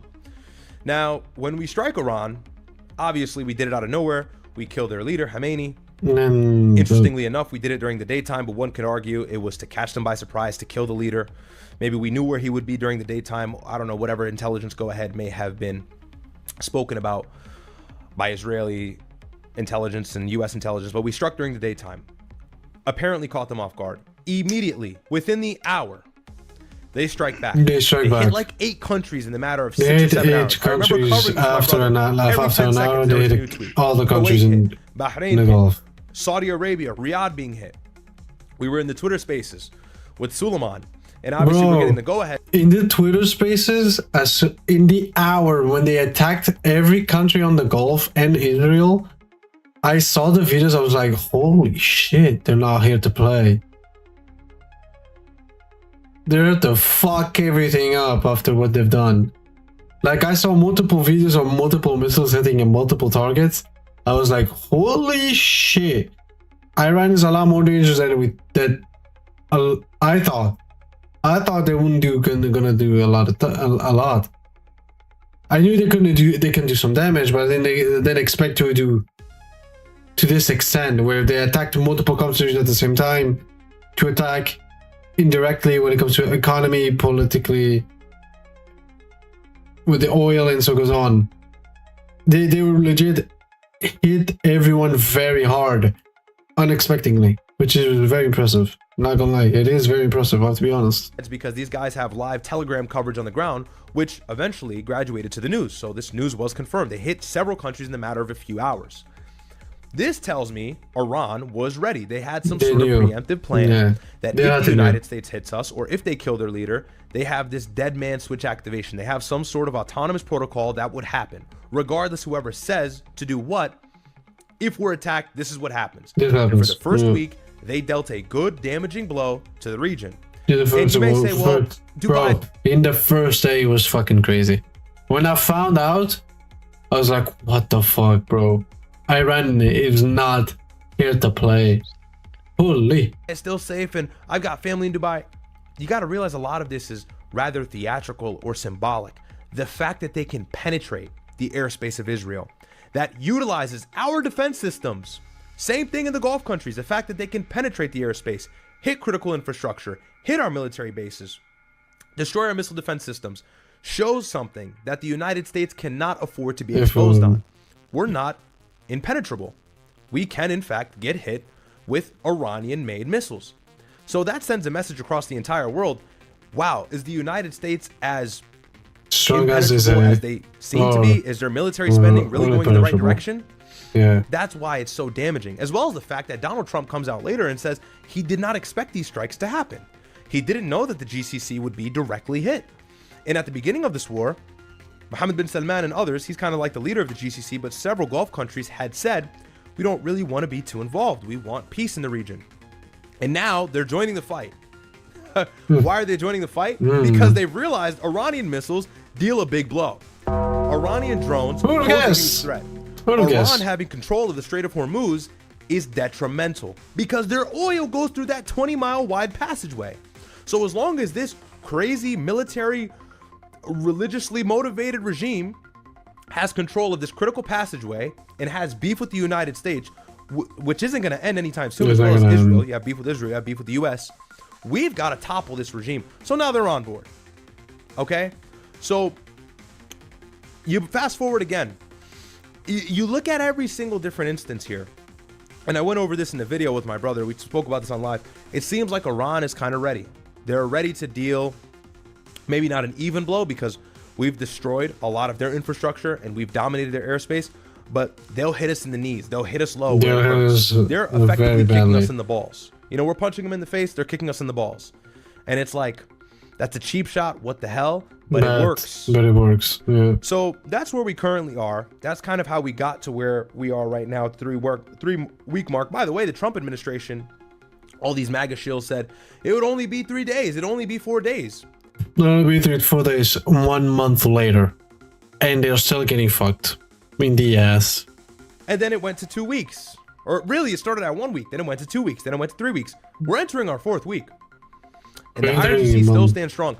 Trump is saying, well, we're talking with... Who are you talking with? Because the IRGC has said in several statements now that I'm reading, it's come out now today, they didn't speak to anybody. And they're not about to go to Pakistan. Why would they have a peace talk or a discussion for further plans of ceasefire with us when we were in the process of doing that, and when we were graduating to the next stage, we just bombed them? Yep. It shows that the United States is operating in bad faith. We don't really want to have any sort of diplomacy with them. We want to decapitate their regime. And this is what Benjamin Netanyahu wants. The man who visited Washington 7 times inside of a year pretty much had motivated Trump to do. And my brother highlights this, the most recent time, the final time in Washington, being through the back door of the White House. And so there was something conspicuous and inconspicuous about it, whatever you want to say. The fact of the matter is Benjamin Netanyahu has been all in Donald Trump's ear getting him to do this. And what better time for Trump to start this than when the Epstein files are out? Yeah. What's the only thing that can distract the American population from the fact that Epstein their files. government compromised by an Israeli asset or a foreign asset, that being Jeffrey Epstein, and the fact that they did pedophilic things and demonic things, and there's all these files and all these photos and videos, whatever. What could possibly shield President Trump from dealing with that long term? That's literally why the war exists, by the way. He's doing the war because if the Epstein files is released, good luck. It's gonna create chaos in the country. That's all I'm saying. My chaos right now is my nose.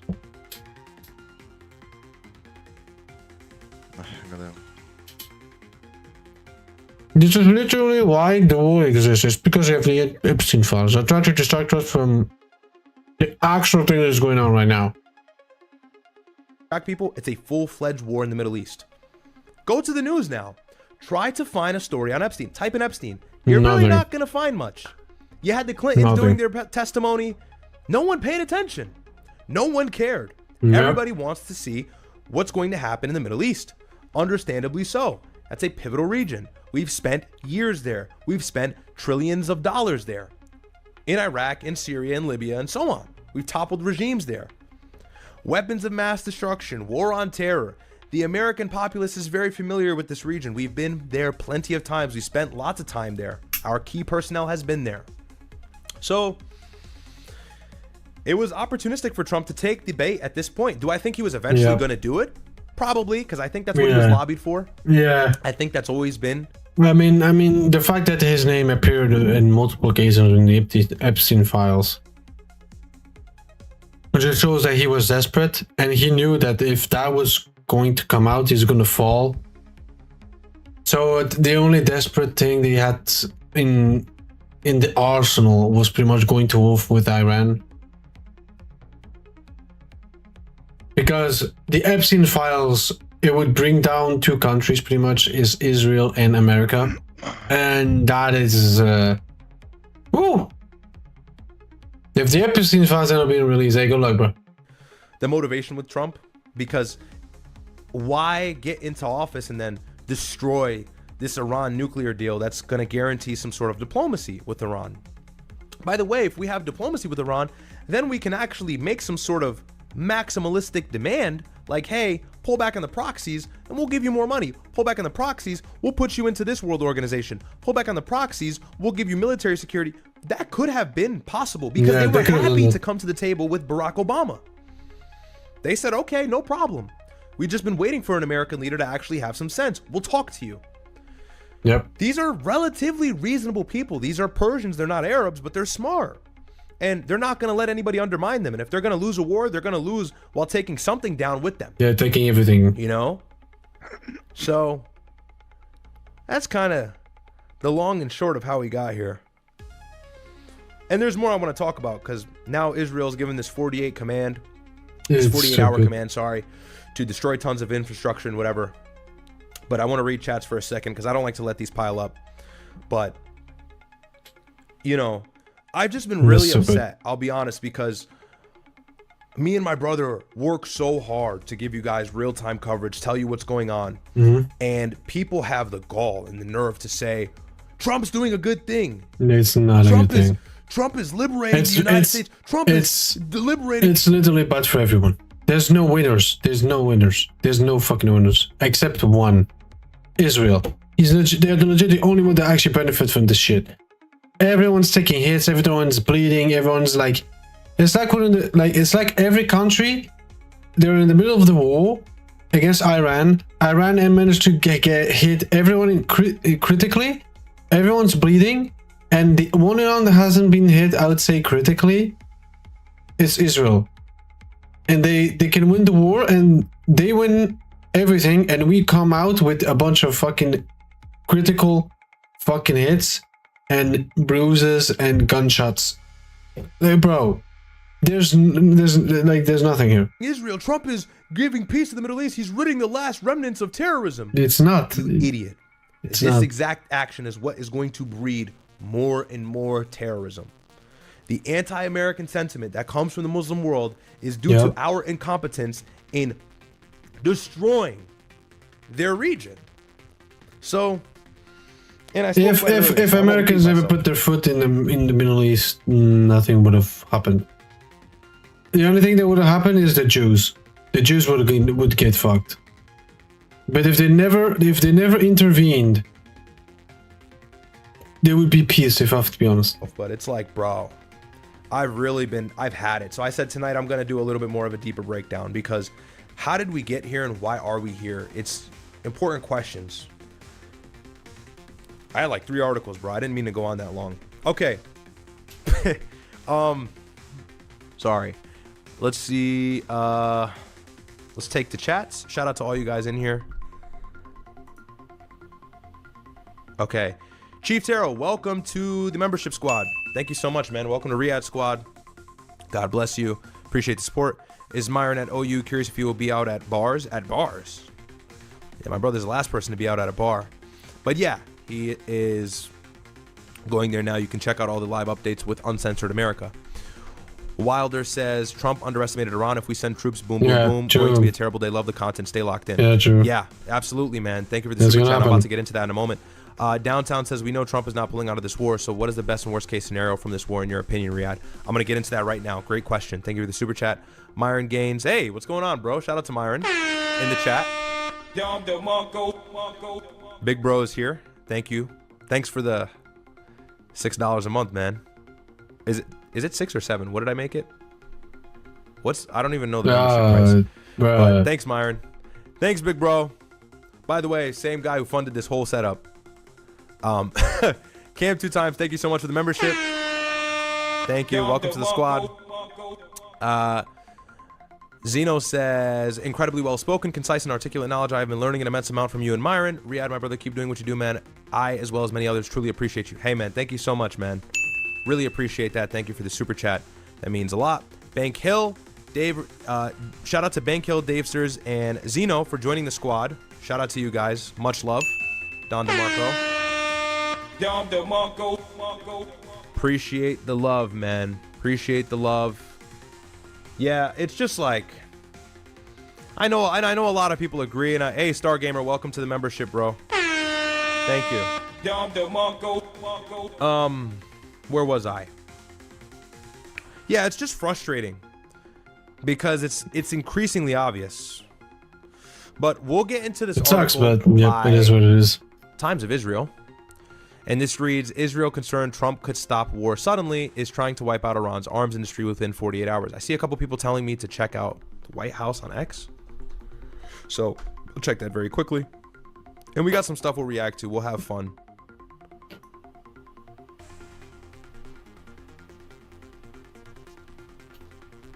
I'm not seeing anything. What am I missing?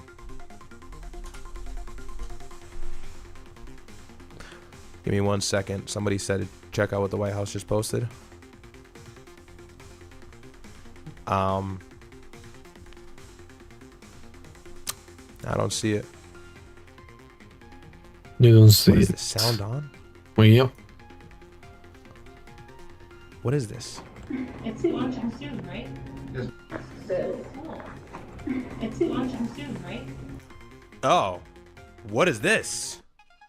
What the fuck am I hearing? Is this in reference to the war? What kind of vague post is this? What is it here? Sorry, guys. I'm like trying to figure out what it is before I put it on screen. Is this what the hell? Yeah, this is their account. This is the White House's account, and they just posted this video. Sound on, it says. This is a Snapchat caption.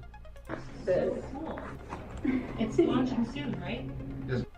Keeping track of what you're learning just got way easier. I'm Jeremy. I'm a designer at Codecademy, and here are Bailey and I's favorite. Don't care. Okay. What the? Is this in reference to the war? Someone said you can't even run a Twitter account, much less a country. Not sure what that is. Yeah, I guess that's in reference to the war. Look, we'll get into something similar to that right now. Really weird. That's such a you weird got Trump post. deploying National Guard to the airports and ICE. Bro's just having fun with it. Bro just is like, hey, I'm president. I'm just gonna do shit. Okay. So check this out. So I want to go over. We'll cover the peace plan first. Actually, I kind of covered this. We'll go into this this is from New York Times, but it's reported by Times of Israel. So make my thing a little smaller here. So this says Israel concerned Trump could stop war suddenly is trying to wipe out Iran's arms industry within 48 hours. That's stupid. Now this is a big deal, and before I read it, I just want to tell you why. Apparently, according to Pete Hegseth and according to Donald Trump, we've been wiping Iran clean. We've been destroying their infrastructure. We've destroyed much of their missile capability. And we're dealing a great blow. We're making a dent in the IRGC. Killed all their leadership. And had that been the case, why is Israel so worried about utilizing these next 2 days to further nullify their military capability? If you had been doing what Donald Trump and Pete Hegseth had been boasting about so proudly for the last 2 weeks, well then there shouldn't be some sort of last desperate grab for a 2-day approach in wiping out their arms industry. That's so funny. So clearly, we have not made the progress we have so boldly claimed to have made, at least in the last 3 weeks as this war has been going. And it's obvious. It's because not only was Iran gearing up from the previous strikes in June that they knew would continue or return, and so they have a stockpile of weapons and munitions most likely, but as well as the fact that much of it is underground. We haven't done much to really address that issue. Yeah, and what does Benjamin Netanyahu say to the press the other day? He says, well, you know, for this war, there's going to have to be a ground element if we want to reach our goals. Obviously, his goal being to destroy the IRGC, to remove their nuclear enrichment capabilities, remove their nuclear abilities, regime change, right? But he says there has to be a ground element. But he says, I'm not going to take the liberty in saying how that ground element is going to happen. So it's all going to come together in a moment here. But we'll read this. So this reads, Israel is working to urgently hit as many high priority targets in Iran as it can due to concerns that U.S. President Donald Trump could end the war suddenly. The New York Times reports citing 2 senior Israeli officials and 2 people briefed on the matter. According to the report, Prime Minister Benjamin Netanyahu on Tuesday instructed the military to take out as much of Iran's industry as possible in the coming 48 hours. Netanyahu and Israel's security chiefs do not believe that Trump's 15-point plan would ensure that the Iran nuclear and ballistic missile threat is removed. Here's the problem. And this is something that I haven't really seen anybody say yet. This is the issue that we're in now. We're stuck. Yeah.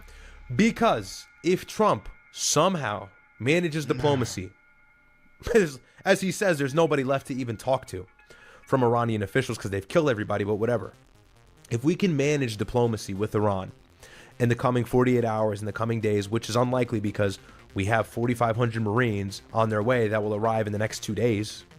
Pretty much. And so what the hell are they going for? It's to secure the Strait of Hormuz, which is destroying our country's oil prices, destroying really Trump's look optically on the international stage. But here's the problem. We kind of don't have an option that's going to silence Israel and silence the problem.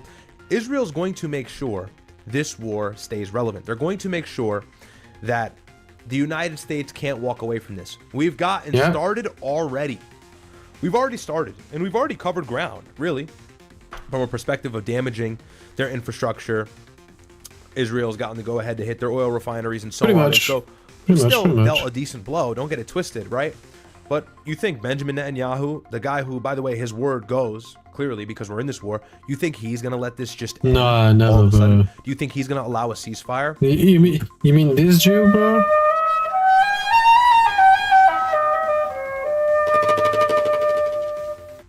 Never. Never. They're gonna make sure that fucking America continues with this fucking dog shit. Why would he allow 100%, Iran bro. to recollect themselves? Now, I will say, the only reason why a ceasefire could benefit maybe Israel in this situation is because their stockpile of defensive missiles have been low. And so if you get a small ceasefire, Israel can build back up their THAAD systems, build back up their missile interceptors, which, by the way, are very expensive. Get those back to a replenished level where they can justifiably defend their airspace for the next few months or several weeks, whatever it may be, and then resume. But honestly, at this point, I would just imagine that the momentum we have needs to be carried into a boots-on-ground invasion, which would probably happen this weekend as the Marines' estimated timeline lines up with that, as well as the fact that every major development has been on a weekend. So, obviously, if Trump has any sort of regrets, if Trump kind of just wants to exercise diplomacy and stay in Cold War with Iran and pull out the airstrikes and the air power and the military, Benjamin Netanyahu is going to ensure that can't happen. Yeah. He wants to continue the war.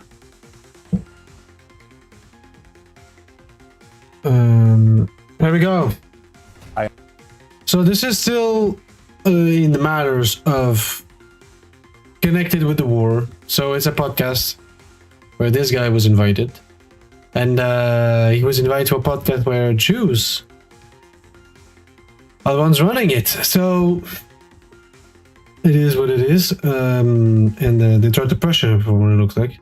America Here we go. first, period. Bingo. Okay, so I'm not even kidding. Are you Iran second? What the fuck are you asking? He's an Iranian American. What are you trying to put him in a corner for? What are you? What are you? We know what country's first for you.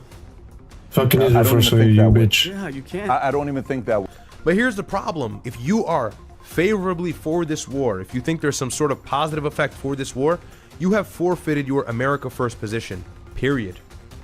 There is no I'm America first when you're in favor of this war. Yeah, for true. reasons that I've explained for the last 2.5 hours. Reacts to the 15-point peace plan being rejected. Thank the Lord for timestamps. Hey, so we got Business Podcast Wednesday. We have the great Barry Habib here with us, as well as Brandon Aceto and Tom Ellsworth. The goal is to get smarter, make better decisions.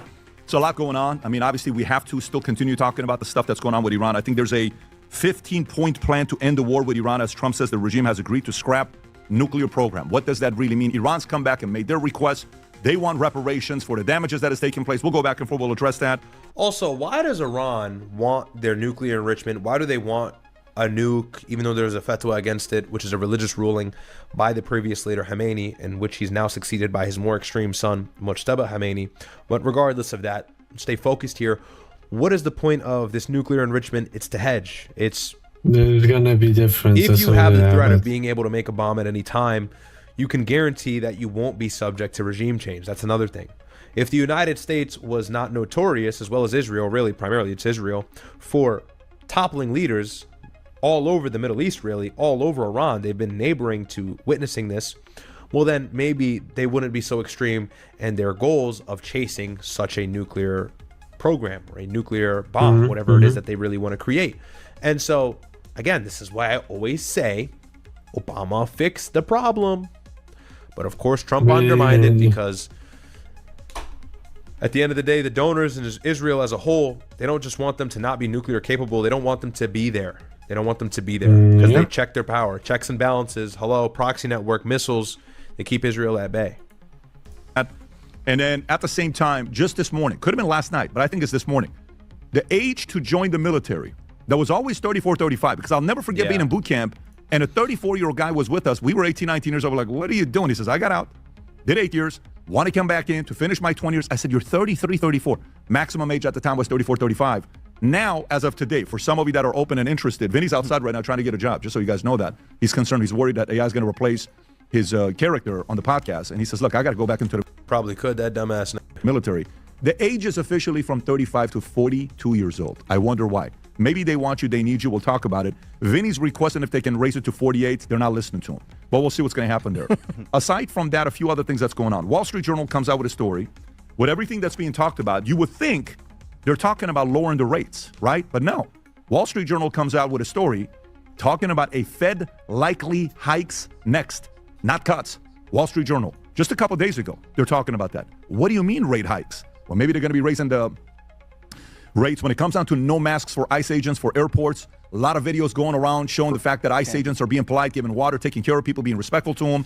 Yeah, the airports are a mess. Well, he's going to go over the news in a moment, like the actual Iran deal. But just want to play this. I reacted to this tweet. I'll show my quote tweet.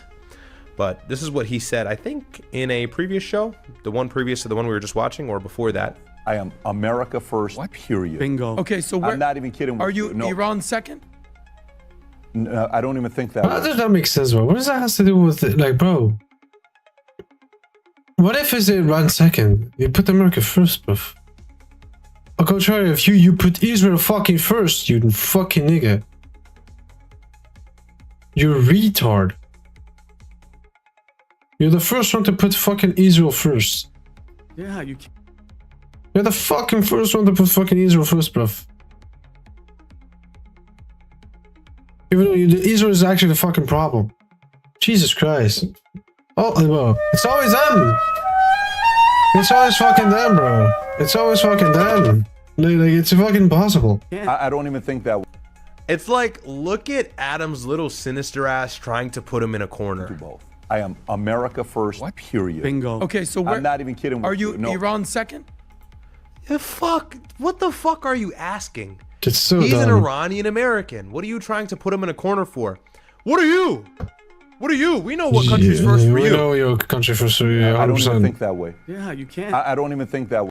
But here's the problem. If you're favorable of this war, you completely render your position of being America first, no matter what comes out of your mouth. If you are favorably for this war, you think there's some sort of positive effect for this war, you have forfeited your America first position. Period. I do agree with that. There is no I'm America first when you're in favor of this war. For reasons that I've explained for the last 2.5 hours. So it's like oxymoronical. It's like, what are we doing? It's oxymoronic. Wait, let me tell you what I'm for. Like, I've never answered this question, but I will comfortably say nothing is above America, and it's not even close. So then why are you in favor of this war? That's what, like, what are we doing? If nothing comes close to what actually is interested for, or in the interest of America, if America is that first, if America is that much of a priority for you, and you're that emphatic about it, you do love to hear it, but your sentiment the last few weeks has not expressed such a behavior, such a belief, such an ideology. You were the guy saying the Ayatollah needs to fall. We need to be militarily involved. I think we should do this. I think this is a good idea. You were behind Trump. You and Adam parading Trump like idiots. The only few idiots to parade Trump. And I don't want to be disrespectful here, because I don't want to be disrespectful to Patrick Bet-David, but you know, you guys made a fool of yourselves. You paraded Trump, and now you're realizing this war is manifesting into what everybody on our side of the internet was saying it would be, which is a full-fledged war, boots on ground. You can't get regime change from the air. Never has worked. Never will work. That's not how it works. Iran has fortified their missile systems, has fortified their nuclear enrichment underground, because they know in the air they can't match the United States or Israel, or both of them at the same time for that matter. And so we told you regime change is going to be a boots on ground situation. Even if it's short-lived, U.S. personnel will deal with casualties, in which we already have. The number's not finalized, by the way. I'm sure it will grow significantly. So it's like, what are we doing here, man? Is this damage control? Stand on your side. Stand on your side. If you're not America first, and you're not America first. What threat does Iran pose to the United States? None. They don't have intercontinental missiles. They don't have missiles that can make it to our territory, to our soil. They have nothing. They don't interfere with our sovereignty. They have nothing, bro. So we go to the Middle East, we bomb the next 5 countries, an Iranian proxy group kills a couple U.S. soldiers, and now it's, oh, Iran. Why are we there? Why are we there? We should have been there. They should have been there in the first place. Do not start the story in the middle. This is what they do with the Gaza situation. Well, on October 7th, what are you talking about? How about 1948? What are you talking about? And I'm not defending that attack, but it's like, hey, for the full story, you got to start from the beginning. That's what a full story is. You know what happens when you start a story in the middle? Everything prior to it is missing. Then you don't have something key called context. You don't have context. You can't make a valid discernment as to whether what we're doing is correct or not. I can tell you, start the story from the beginning, 1979 or even prior. What we're doing in Iran now is unnecessary, Yeah, not unnecessary. favorable for our interest. And it makes no Hello? sense. It makes no fucking sense. I'm not speaking Chinese here. What have they done to us? Nothing. Oh, they got a nuke. Oh, they got intercontinental missiles. Okay, North Korea does too. Kim Jong-un is probably crazier. Kim Jong-un is super weird. North Korea is like this super authoritative dictatorship. True. They don't True. talk to nobody. They have relations with nobody effectively. They're a rogue nation, sanctioned to hell. And you see Trump meeting Kim Jong-un on the border. True. In his previous term. He's a tough guy. He's a strange guy, but he's a good guy. What are you saying, bro? True. You That know? is so true. So I agree with you. When I tell you it's not even close, it's not even close. Now, there's sounds like it's close, Patrick. 4 places that have a place in my heart. I'm Armenian. My mother's Armenian. So Armenian, Assyrian, my dad. I'm a very proud son of Gabriel Ben David. I admire him. I love him. I want to make sure. So I have a very close pride in the Assyrian community. I was born and raised in Iran, and the Iranian people are some of the most incredible people in the world. I love them. Persians are very smart. They're very capable people. They're I very think good. they're the highest earning immigrant class where they previously were. They're very good. Very smart, capable They're very people. good. I've always given them their credit. They're good. They're good. A phenomenal, remarkable group of 100%, people. they're No doubt very about good. that. They're fantastic. so good. But the They're good greatest people. country in the world that gave me the greatest gifts I have is America. Period. And it ain't even close. Hey, I agree. So this is what you're going to do from now on then if you really mean what you said. The greatest country in the world is the United States. It's giving you all the opportunities that you currently have and that you're showcasing. You have a ton of fame, you make a ton of money, you have an influential show, you give the news or deliver the news to a lot of people who are probably impressionable, older. And so it is your duty as an American to serve American interests. You run a podcast in America.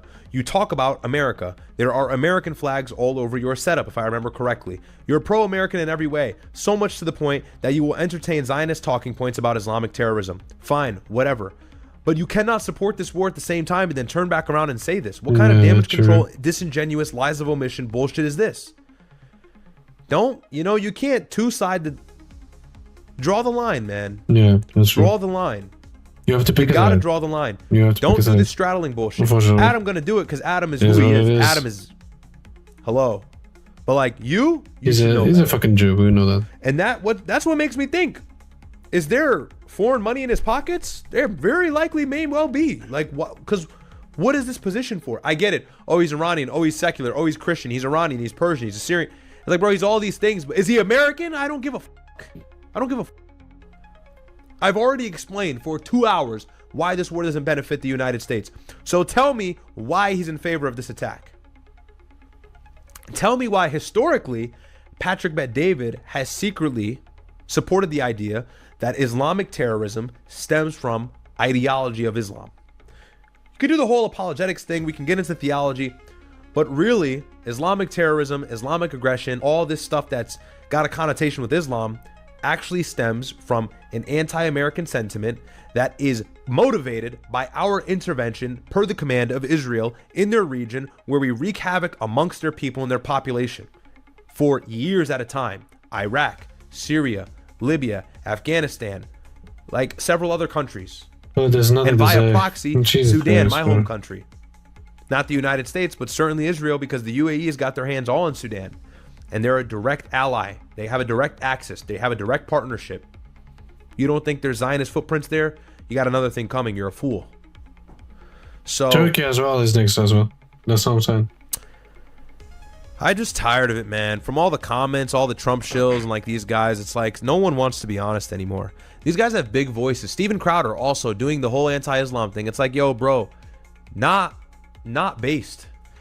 I don't even, it's not even because I'm Muslim. And I swear no one's going to believe me. It's not even because I'm Muslim. I don't care. I'm grounded in my religion. Okay? I don't need to see pro-Islam content, anti-Islam content. I'm indifferent. I know my faith by my heart. It's written on my sleeve. Could care less. It's just like, hey, do that. Have fun, whatever. That pays the bills. But are you going to tell the truth? You know? That's what I can respect. So, I'm tired of these guys, bro. Disingenuine, all of them. And they have so much influence, and it's a shame because they use it for the wrong reasons. Of course, the money motivation is there, and so Unfortunately, Diglett says, yeah. I always refer to Adam as Banks now. I don't want to read the first word because the video will get limited. But yeah, facts. RH, thanks for the super chat, by the way, 3. Diglett's RH4270. You can't be America First and not talk about the APAC lobby. You can't be a numbers guy and not talk about the APAC numbers. Yeah, it's like, I don't know. Somebody enlighten me. Has Patrick spoken about such a thing? Yeah, bro, this is what I mean with the Islam thing. It's like so easy. It's like so easy. Anybody can do a dig at Islam. You know what I mean? Like, Yep. it's like sitting duck. It's so easy. It's like taking candy from a baby. Islam, Islam, Islam. But Grow up, bro. Grow up. Grow up. Bruh. Grow up. I'm tired of it, bro. And they're gonna say you're a Muslim and that's why you care. And it's like, bro, look at Steven Crowder. His coverage of this war has been bad. It's just been bad, straight up. He's been saying the wrong things. He's gotten everything wrong. And that guy speaks horribly about Islam. It's like it's always, every single time, well. You want to talk bad about Islam? All right, now tell me why we're really at war in Iran. Do that for me. Do that for me. Islam this, Islam that. All right, tell me why we're at war in Iran. Can you do that? Can you do both things at the same time? If so, whatever. Have your anti-Islam rhetoric, have fun. But if you can't do that, bro, goodbye. Hush, hush. Your opinion is irrelevant. You do nothing. So, it's frustrating, bro. It's frustrating. Because it's lucrative to talk bad about Islam. You know what I mean? It's lucrative. Yep. It pays the bills. It pays the bills. It's easy to do. It's been the center talking point for foreign policy for several years. Islam this, Islam that. Laura Loomer uses it effectively. Jake Lang uses it effectively. Others that I'm not thinking of. It's like, all right. If you're attacking Islam from a theological perspective because you're a Christian, all right, obviously you're going to do that. You're a Christian. But if you are seriously using the political perspective, when it it's comes like, yo, to bro, politics what are you and doing? geopolitics, it makes no sense. Yeah. Okay. Sharia law, Sharia law. The Gulf countries are safe. If you talk poorly about Jesus Christ in those same Gulf countries with Sharia law, you could be killed. I don't make the rules, just saying. And people don't understand what Sharia even is. Sharia law, Sharia law. Do you know what Sharia law is? Tell me what it is. What the fuck Oh, is that? they kill people for... No. It's all dependent on the ruler. It's religiously motivated law. It's theocratic, but it's dependent on certain situations. It's circumstantial. You know what I mean? That's why the Gulf countries are so safe, by the way. Harsh punishment for idiots. You know? Hey, I'll say this.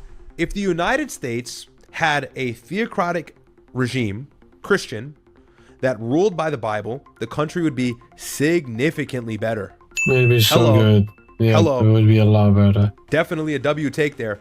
If the United States had a Christian theocratic regime It'd be that so ruled by much the better. Bible, Same shit here in Europe.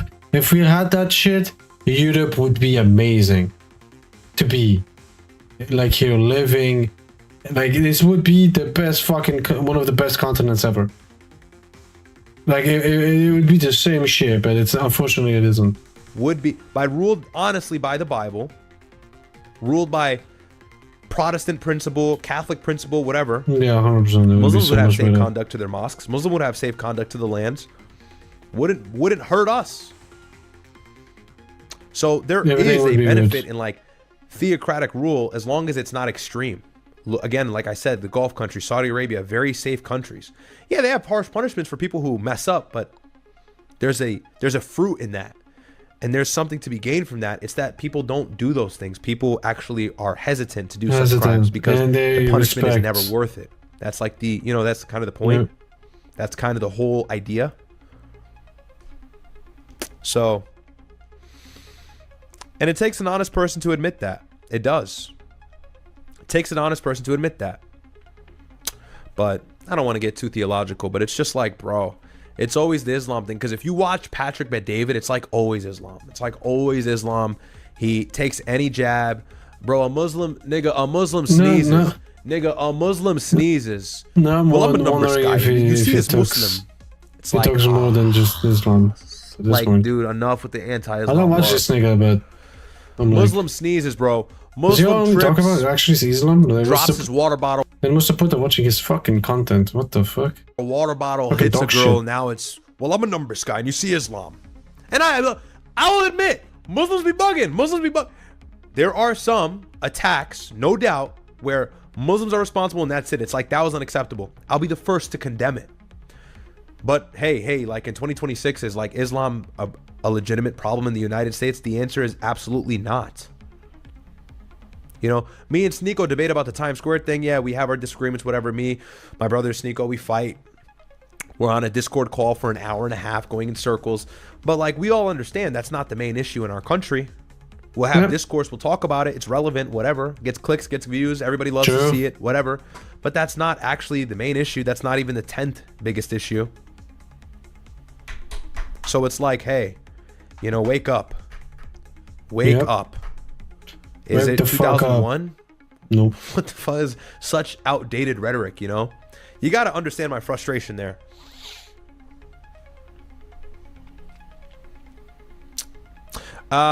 Okay.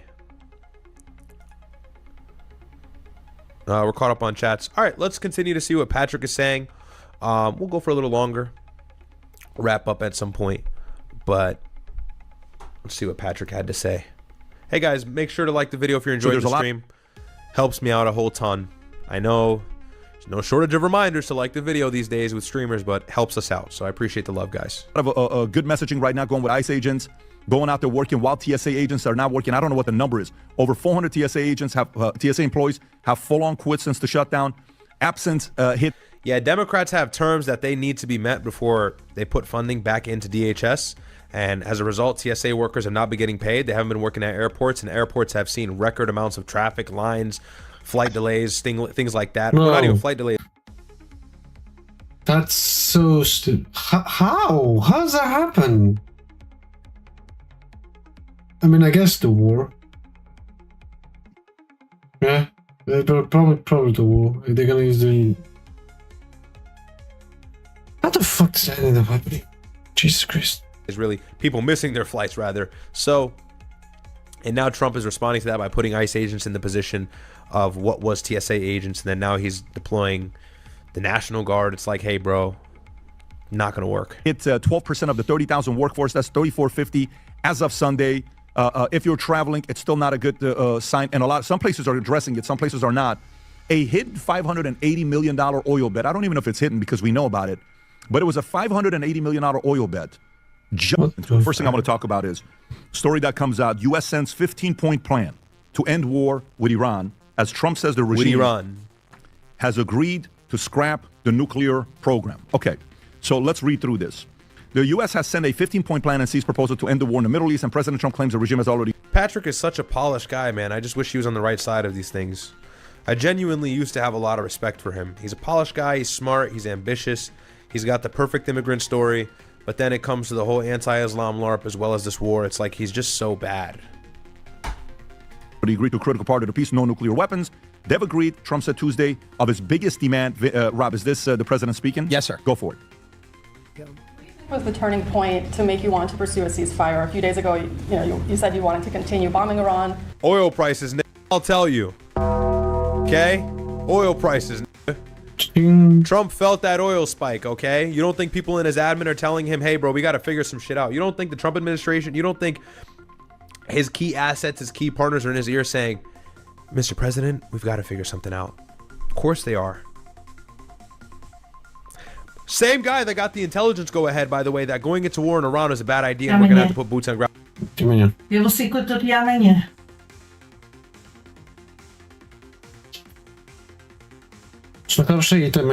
sabe-se isso, sabe-se. Lavou os dentes, agora esteve a comer. Vais lavar outra vez os dentes? Hã? Vai dormir. Pois vou. I love you. Tchau. Até amanhã. Eu te fui a fazer barulho. Okay, sure.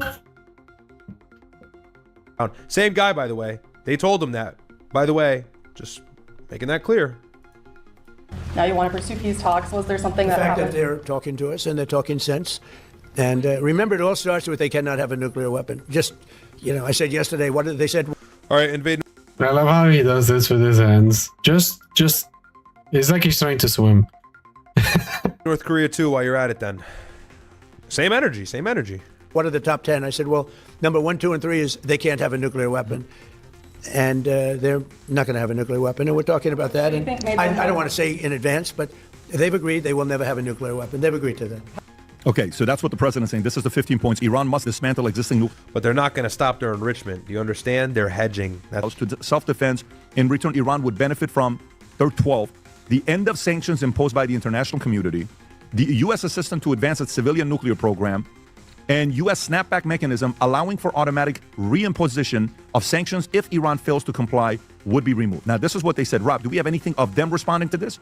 Because I think there was also what the Iranian foreign minister responded to this as well. Tom, I'll come to you first, and then Barry next. Tom, your thoughts on this? Well, there's basically 4 points to it. When you see 15, Pat was very correctly pointing out in those top 6. So you have A, nuclear program, uranium, manufacturing facilities, that's A.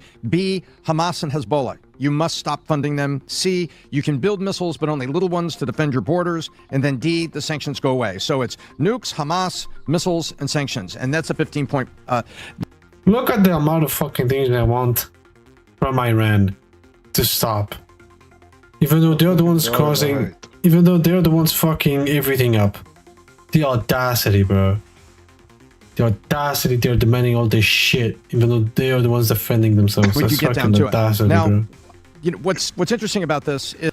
And what Israel wants as well, what's the biggest threat to Israel right now and has been for a long time? Missiles. The Houthis and Hezbollah.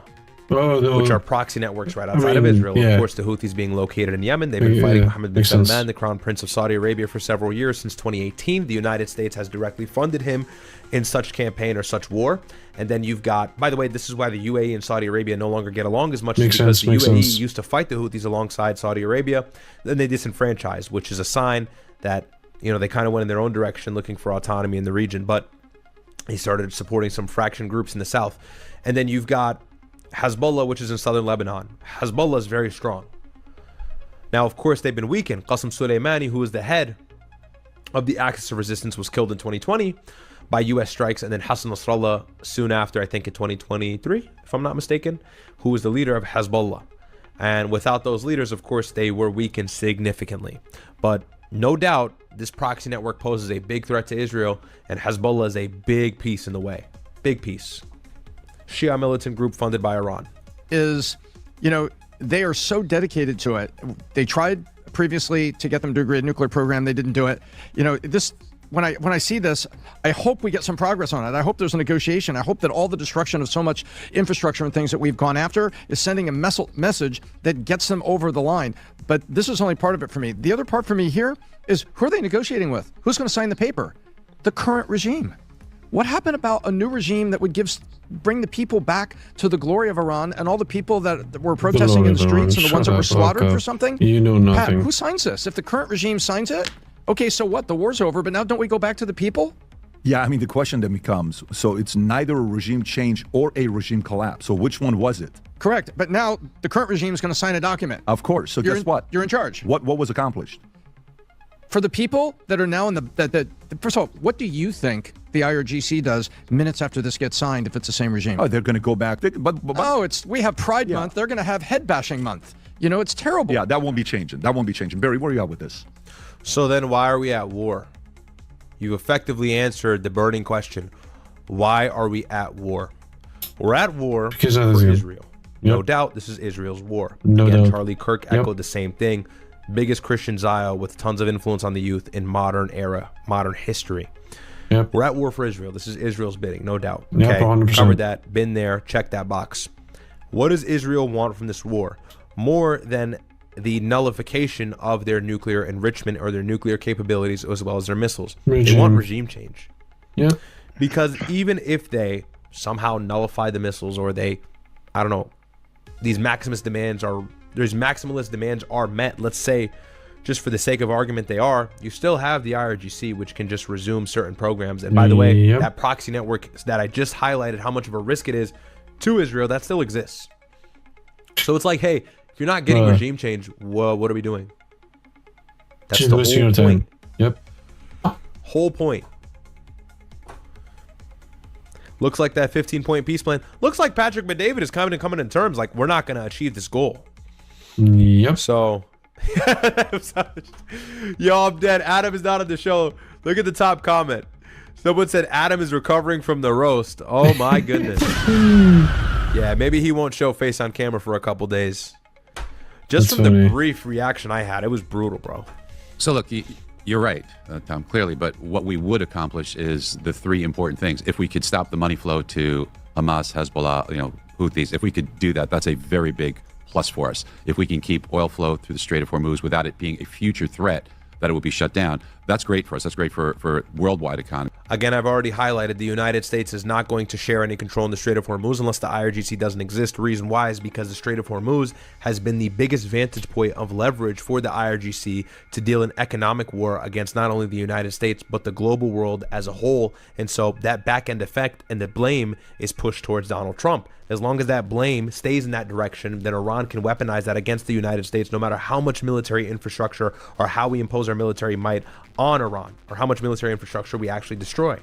They have control of the Strait. They have a big weapon that we don't have. And always remember, it's a lot easier for Iran because they're local to such a passageway. The Strait of Hormuz is something they've been controlling. They control about 80% Oman, the other 20, although that's negligible at this point. Always remember, for them, it's a lot easier to disrupt that passageway than it is for the United States to secure and reopen it. All Iran has to say is, hey, we're going to throw drones at your ships. Hey, we're going to impose landmines within the water. Hey, we're going to block you. Hey, we're going to charge you. Hey, we're crazy. And really, that's what it is. Pretty much These ships are afraid that they're crazy. At this point. And so what the United States has to do is remove this threat and then guarantee the threat is gone. And it's like Trump already tried the insurance idea a couple weeks back where he said, we'll insure the ships, we'll give you military support or protection or whatever. We'll ensure that you're okay. It's like the ships were like, hey, that's not doing much for me. I don't want to die. No one wants to die. Yep. Way easier for them to disrupt that passageway. It is their passageway. They're familiar with that part of the world. That's where their country is. It's right off of their coast. They've always controlled it. Now they're going to seize all control of it and make it lucrative. They're going to monetize it for themselves. And maybe they knew prior, hey, monetizing the Strait to an extreme degree, it could put a U.S. target on our back. And there's always been a U.S. target on their back effectively, but actually caused the U.S. to go to war with them. Now we're a full-fledged war with them. Now all bets are off. They can just try and charge in everybody, which is what they've expressed they're going to do. That's where the wind is blowing. That's what the news is reporting. So yeah, asymmetric warfare, or were we just losing strategically?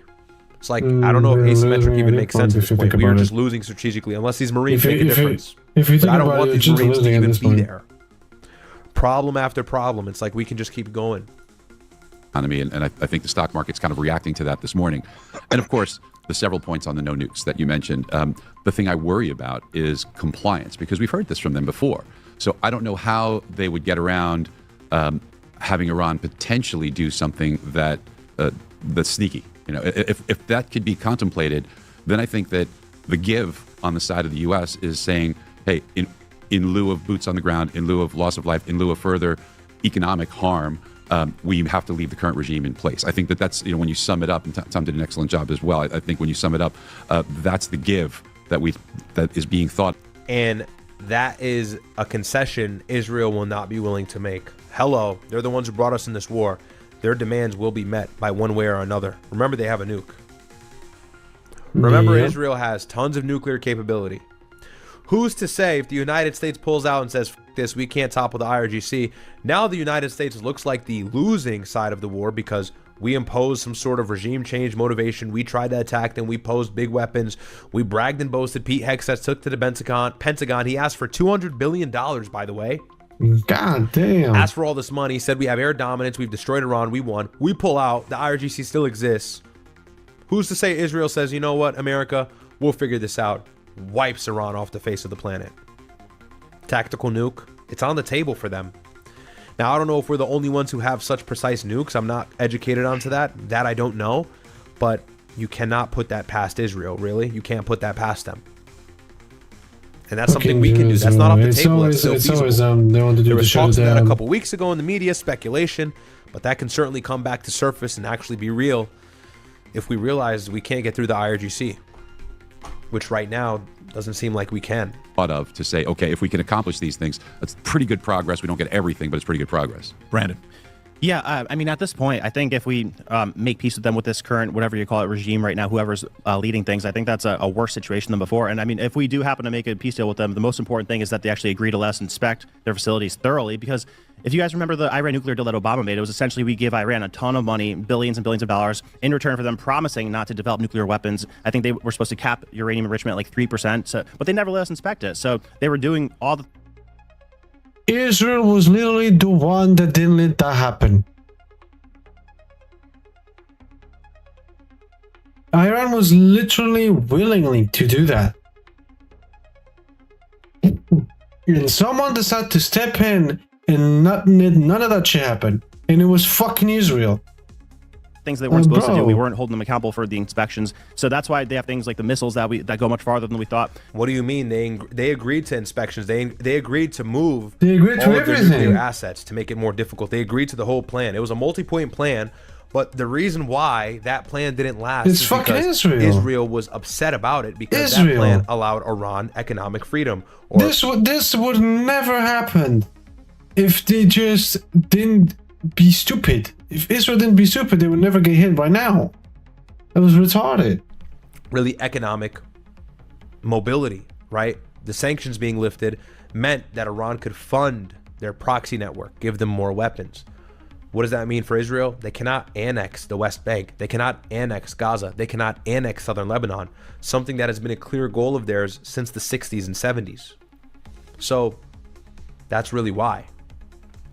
Don't forget, when Obama proposed that deal, the Israelis were furious. Benjamin Netanyahu came and got standing ovations from Congress. A foreign leader in our nation undermined our current leader, our actual leader, our home-based leader, and said, screw that.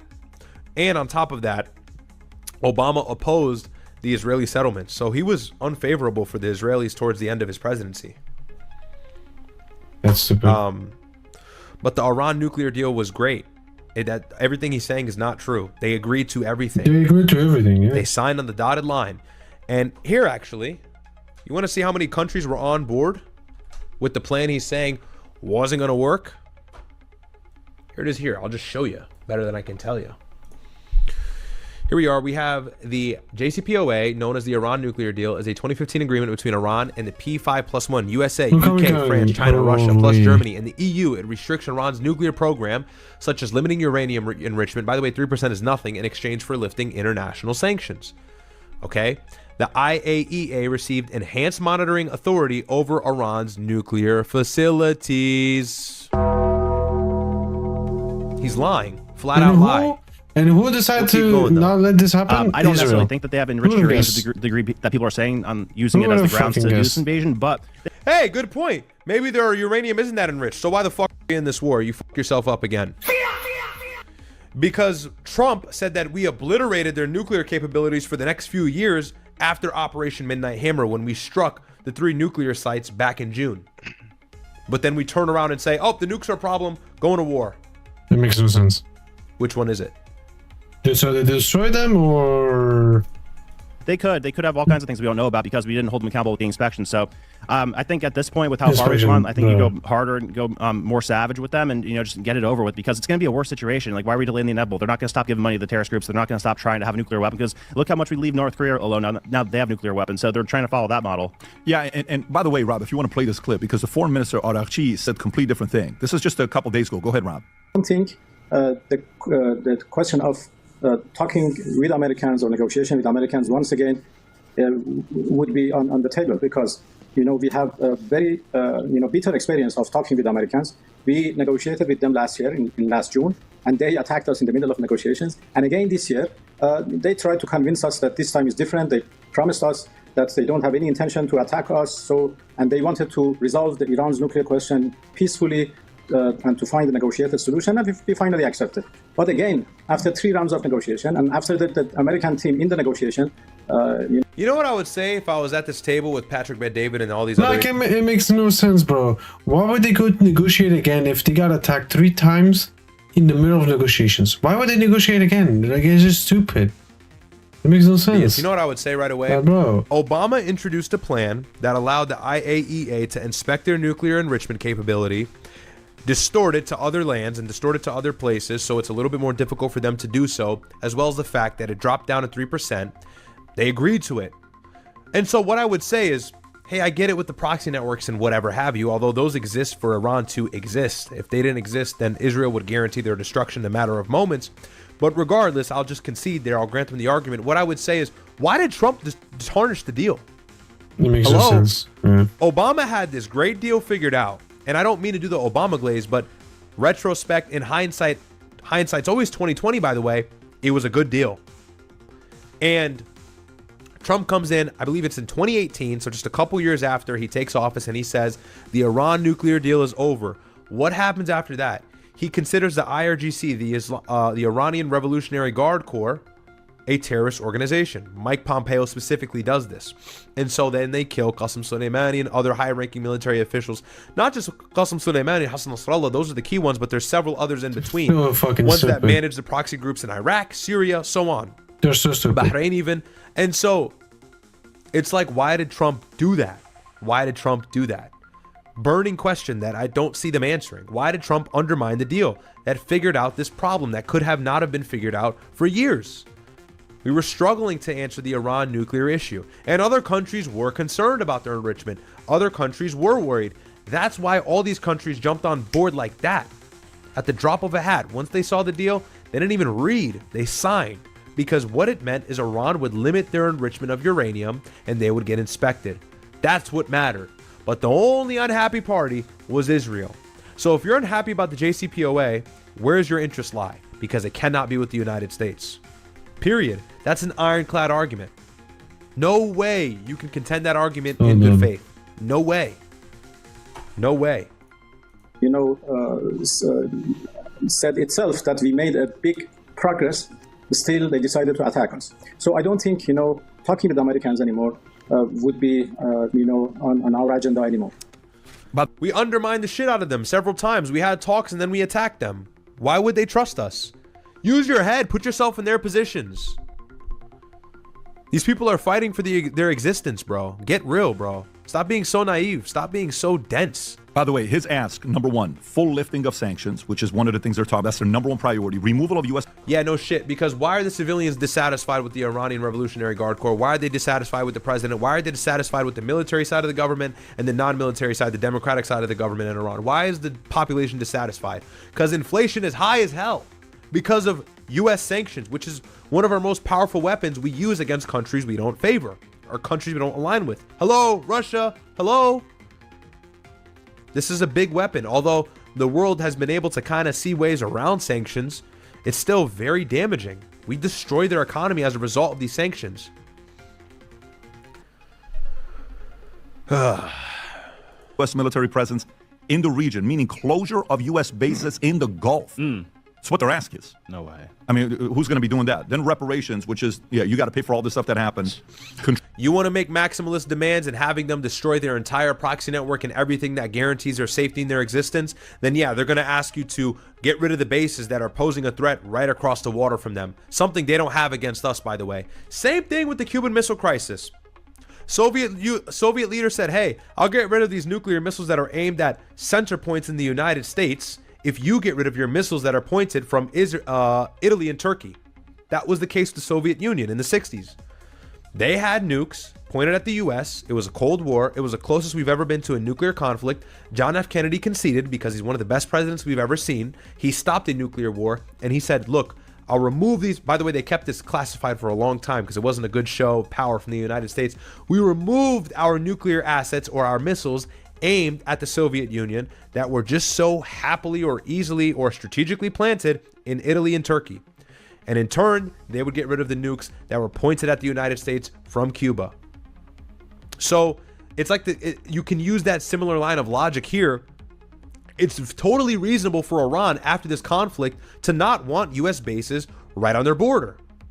But we need that. See, this is why this is a multifaceted issue. We need that. I want U.S. bases in the Middle East because that gives us more power. That gives us more control. That guarantees these countries safety, and they'll pour economic investment back into ours as a result. But now Iran makes a reasonable request. They say, hey, they can't be here anymore because you've weaponized them against us and you're encroaching on our land. So, America's so dumb. Effectively, all these U.S. bases are Israeli bases because We serve their interests entirely. That's why we're at war. Yeah, pretty much. So of course they're gonna want those bases removed, or at least. By the way, I said this. Gotta vindicate myself. I said weeks back, if this war happens, Iran will not want those bases anymore as a matter of a ceasefire stipulation. Point blank period. Said that. Cut dry. I said that. I mean, not surprised. They're either going to want those bases gone or they're going to want them nullified to the point where there's no U.S. assets there, no THAADs or no missile capabilities, no sort of offensive capability, no defensive capability, nothing. Which... This is why, I think I was able to show you guys how many fucking L's the America's taking right now. They just don't. They don't go home with a win, no matter the situation. They don't. They don't. They don't know what to do. They just get fucked on every fucking situation in every fucking possible way. So at that point, renders them useless. What can they do? See how starting this war created like 50 other problems that did not exist? Starting this war started so many other issues that did not previously exist. We started this war and we opened up several cans of worms. Ones that we're not going to be able to close, by the way. Because now the element of trust is gone. Now the good faith and diplomacy, that possibility is gone. It existed under Obama and Trump destroyed it. Trump destroyed the deal and called Iranians terrorists, and then we killed all their leaders. So why would they trust us? Forget about the whole, is it terrorism, is it not? Why would they trust us? Hey, dumbass, why would they trust us? Control of revenue from Strait of Hormuz, ability to change or control shipping flow, keep the missile program, right to nuclear capability, security guarantees that U.S. won't attack again, respect recognition of regional power, acknowledge our role in the Middle East. That's what they're asking for. Yeah, they're not going to get that. And here's the other side of it, is that by the time this 5-day pause in attacks ends, the U.S. will be in a position militarily because troops would have arrived there. So, Trump is always, it was very good at kind of talking one way, having one way, and then using... Very good, bro. Let's put boots on the ground, even though literally the terrain itself, it's one of the biggest fucking disadvantages that troops of America have. They are not gonna win when it comes to foot on the fucking ground. The terrain is one of the biggest fucking disadvantages that they have. Mountains, bro. And then the country's times 10 Iraq. What the fuck are they supposed to do? They're just gonna be American blood on the Trump's hands. That's it. The element of surprise to our advantage. So I wonder, is that another repeat of that if we are positioning ourselves, buying some time for that, and then Brandon said maybe going in a little bit more, to use his word, a little bit more savage. I mean, we really don't know, but that is a possibility. So Rob, do you have the clip of what MBS? Which clip is this here? Because I want to play what MBS said. This is one of the Iranian officials listing their demands for a ceasefire. This is when? This was earlier this week, I believe Monday or Tuesday. Go ahead. Until all our damages are recovered, until all economic sanctions are lifted, and until we obtain an international legal guarantee against against America's interference in Iran's affairs, this war will continue. And I'll explain why such a decision has been made by our nation, our leader, and our armed forces. I will state in the interview that... Watch him say exactly what I just said. Whether our conflict with America is just a 12-day war and a Ramadan war, or rather a 47-year saga that we must bring to an end right here and now. Okay, so that's that on what he's saying. Similar request to what I just read. Okay, MBS comes out. I have the comments here where he says he fears if Trump retreats now, Saudi Arabia and the rest of the region will be left to face angry Iran. I think he told us to. No. Is this the interview, Rob? I don't think that's gonna happen. Hey, I just said this war created problems that did not exist prior. MBS I don't think they're the Iranian regime like that. is one of them. I don't think so. Or if A they're lot not of doing Saudi it, Arabia, by the way, a couple it's years ago, understandable if you finally think had about it. made peace after years of tension. They were in Cold War forever. They were at peace, and these fucking niggas and these Jews, bro, decided to come here and create chaos everywhere. Of course they're not gonna be fucking happy. What do you think? Forever. Right when things kind of simmer down, things started to get a little bit better. Now MBS is terrified. Rightfully so, because he saw his big hub for economic growth, Riyadh, a city in Saudi Arabia, get annihilated by missiles or drones that effortlessly are deployed by Iran. He said, whoa, this is a problem. Saudi Arabia needs tourism. That's how they make money. Oil is not going to be the hottest commodity. I've said this like 100,000 times in the last few streams. So if missiles are flying over people's heads, if people are getting droned to shit, no one's going to invest money there. No one's going to go on vacation there. Same thing with the UAE. Bro, imagine we are in a country where those missiles go above the head. It's like, it's just another day. It's chill. Just another day. In the Middle East, bro. Hello, Dark, hello? Yes. Did you hear what I said? Yeah, I'm enjoying my game. Of course you're playing. What the f... But I am listening. Of course you'll play fucking Vegas. Same thing with all these Gulf countries. Very clean, safe, beautiful, by the way, countries. They won't be able to capitalize off of that advantage.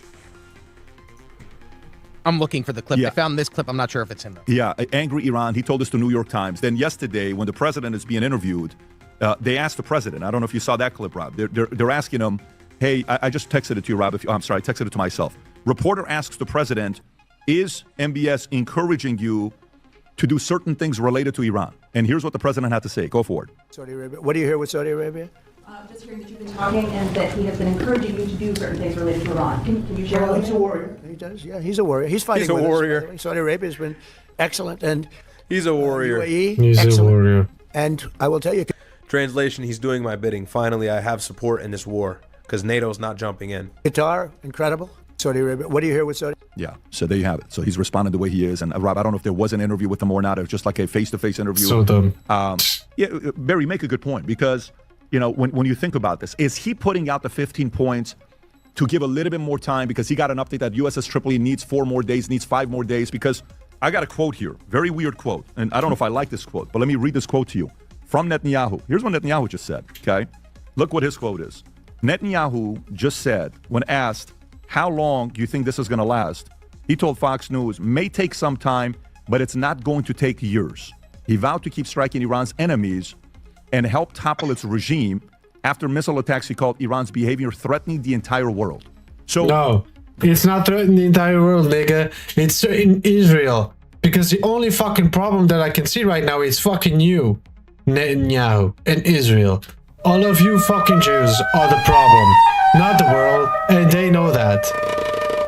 And everybody knows that shit. There's 2 different problems. There's the Israel problem, there's the world problem, there's the America problem. The Israel problem is what? You just attack these guys, guess what, Tom? With the Israel problem. They are furious with you right now. They're not happy with you, with what you have going on. And Israel has to sit there and say, dude, if we don't finish this off right now, you think they're going to let this go? They're going to come back and take us out?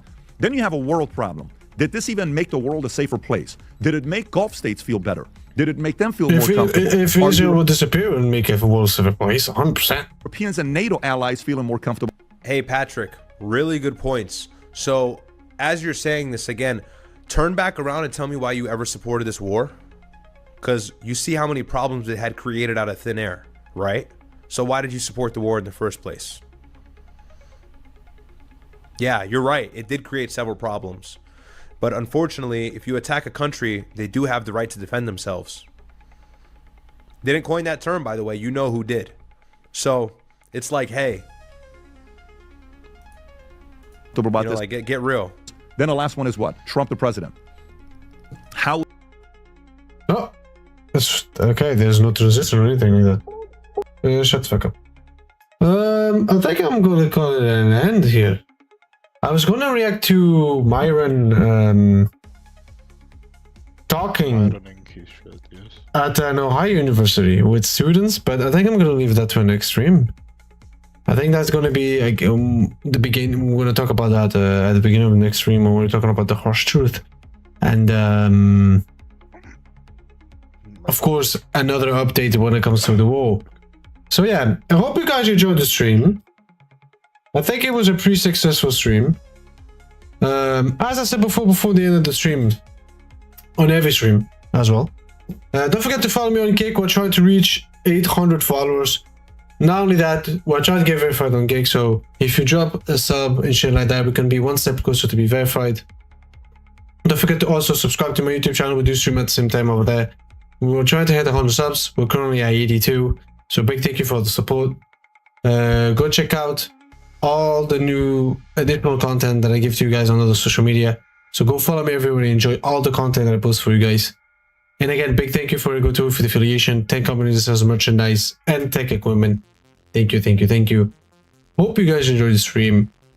Peace.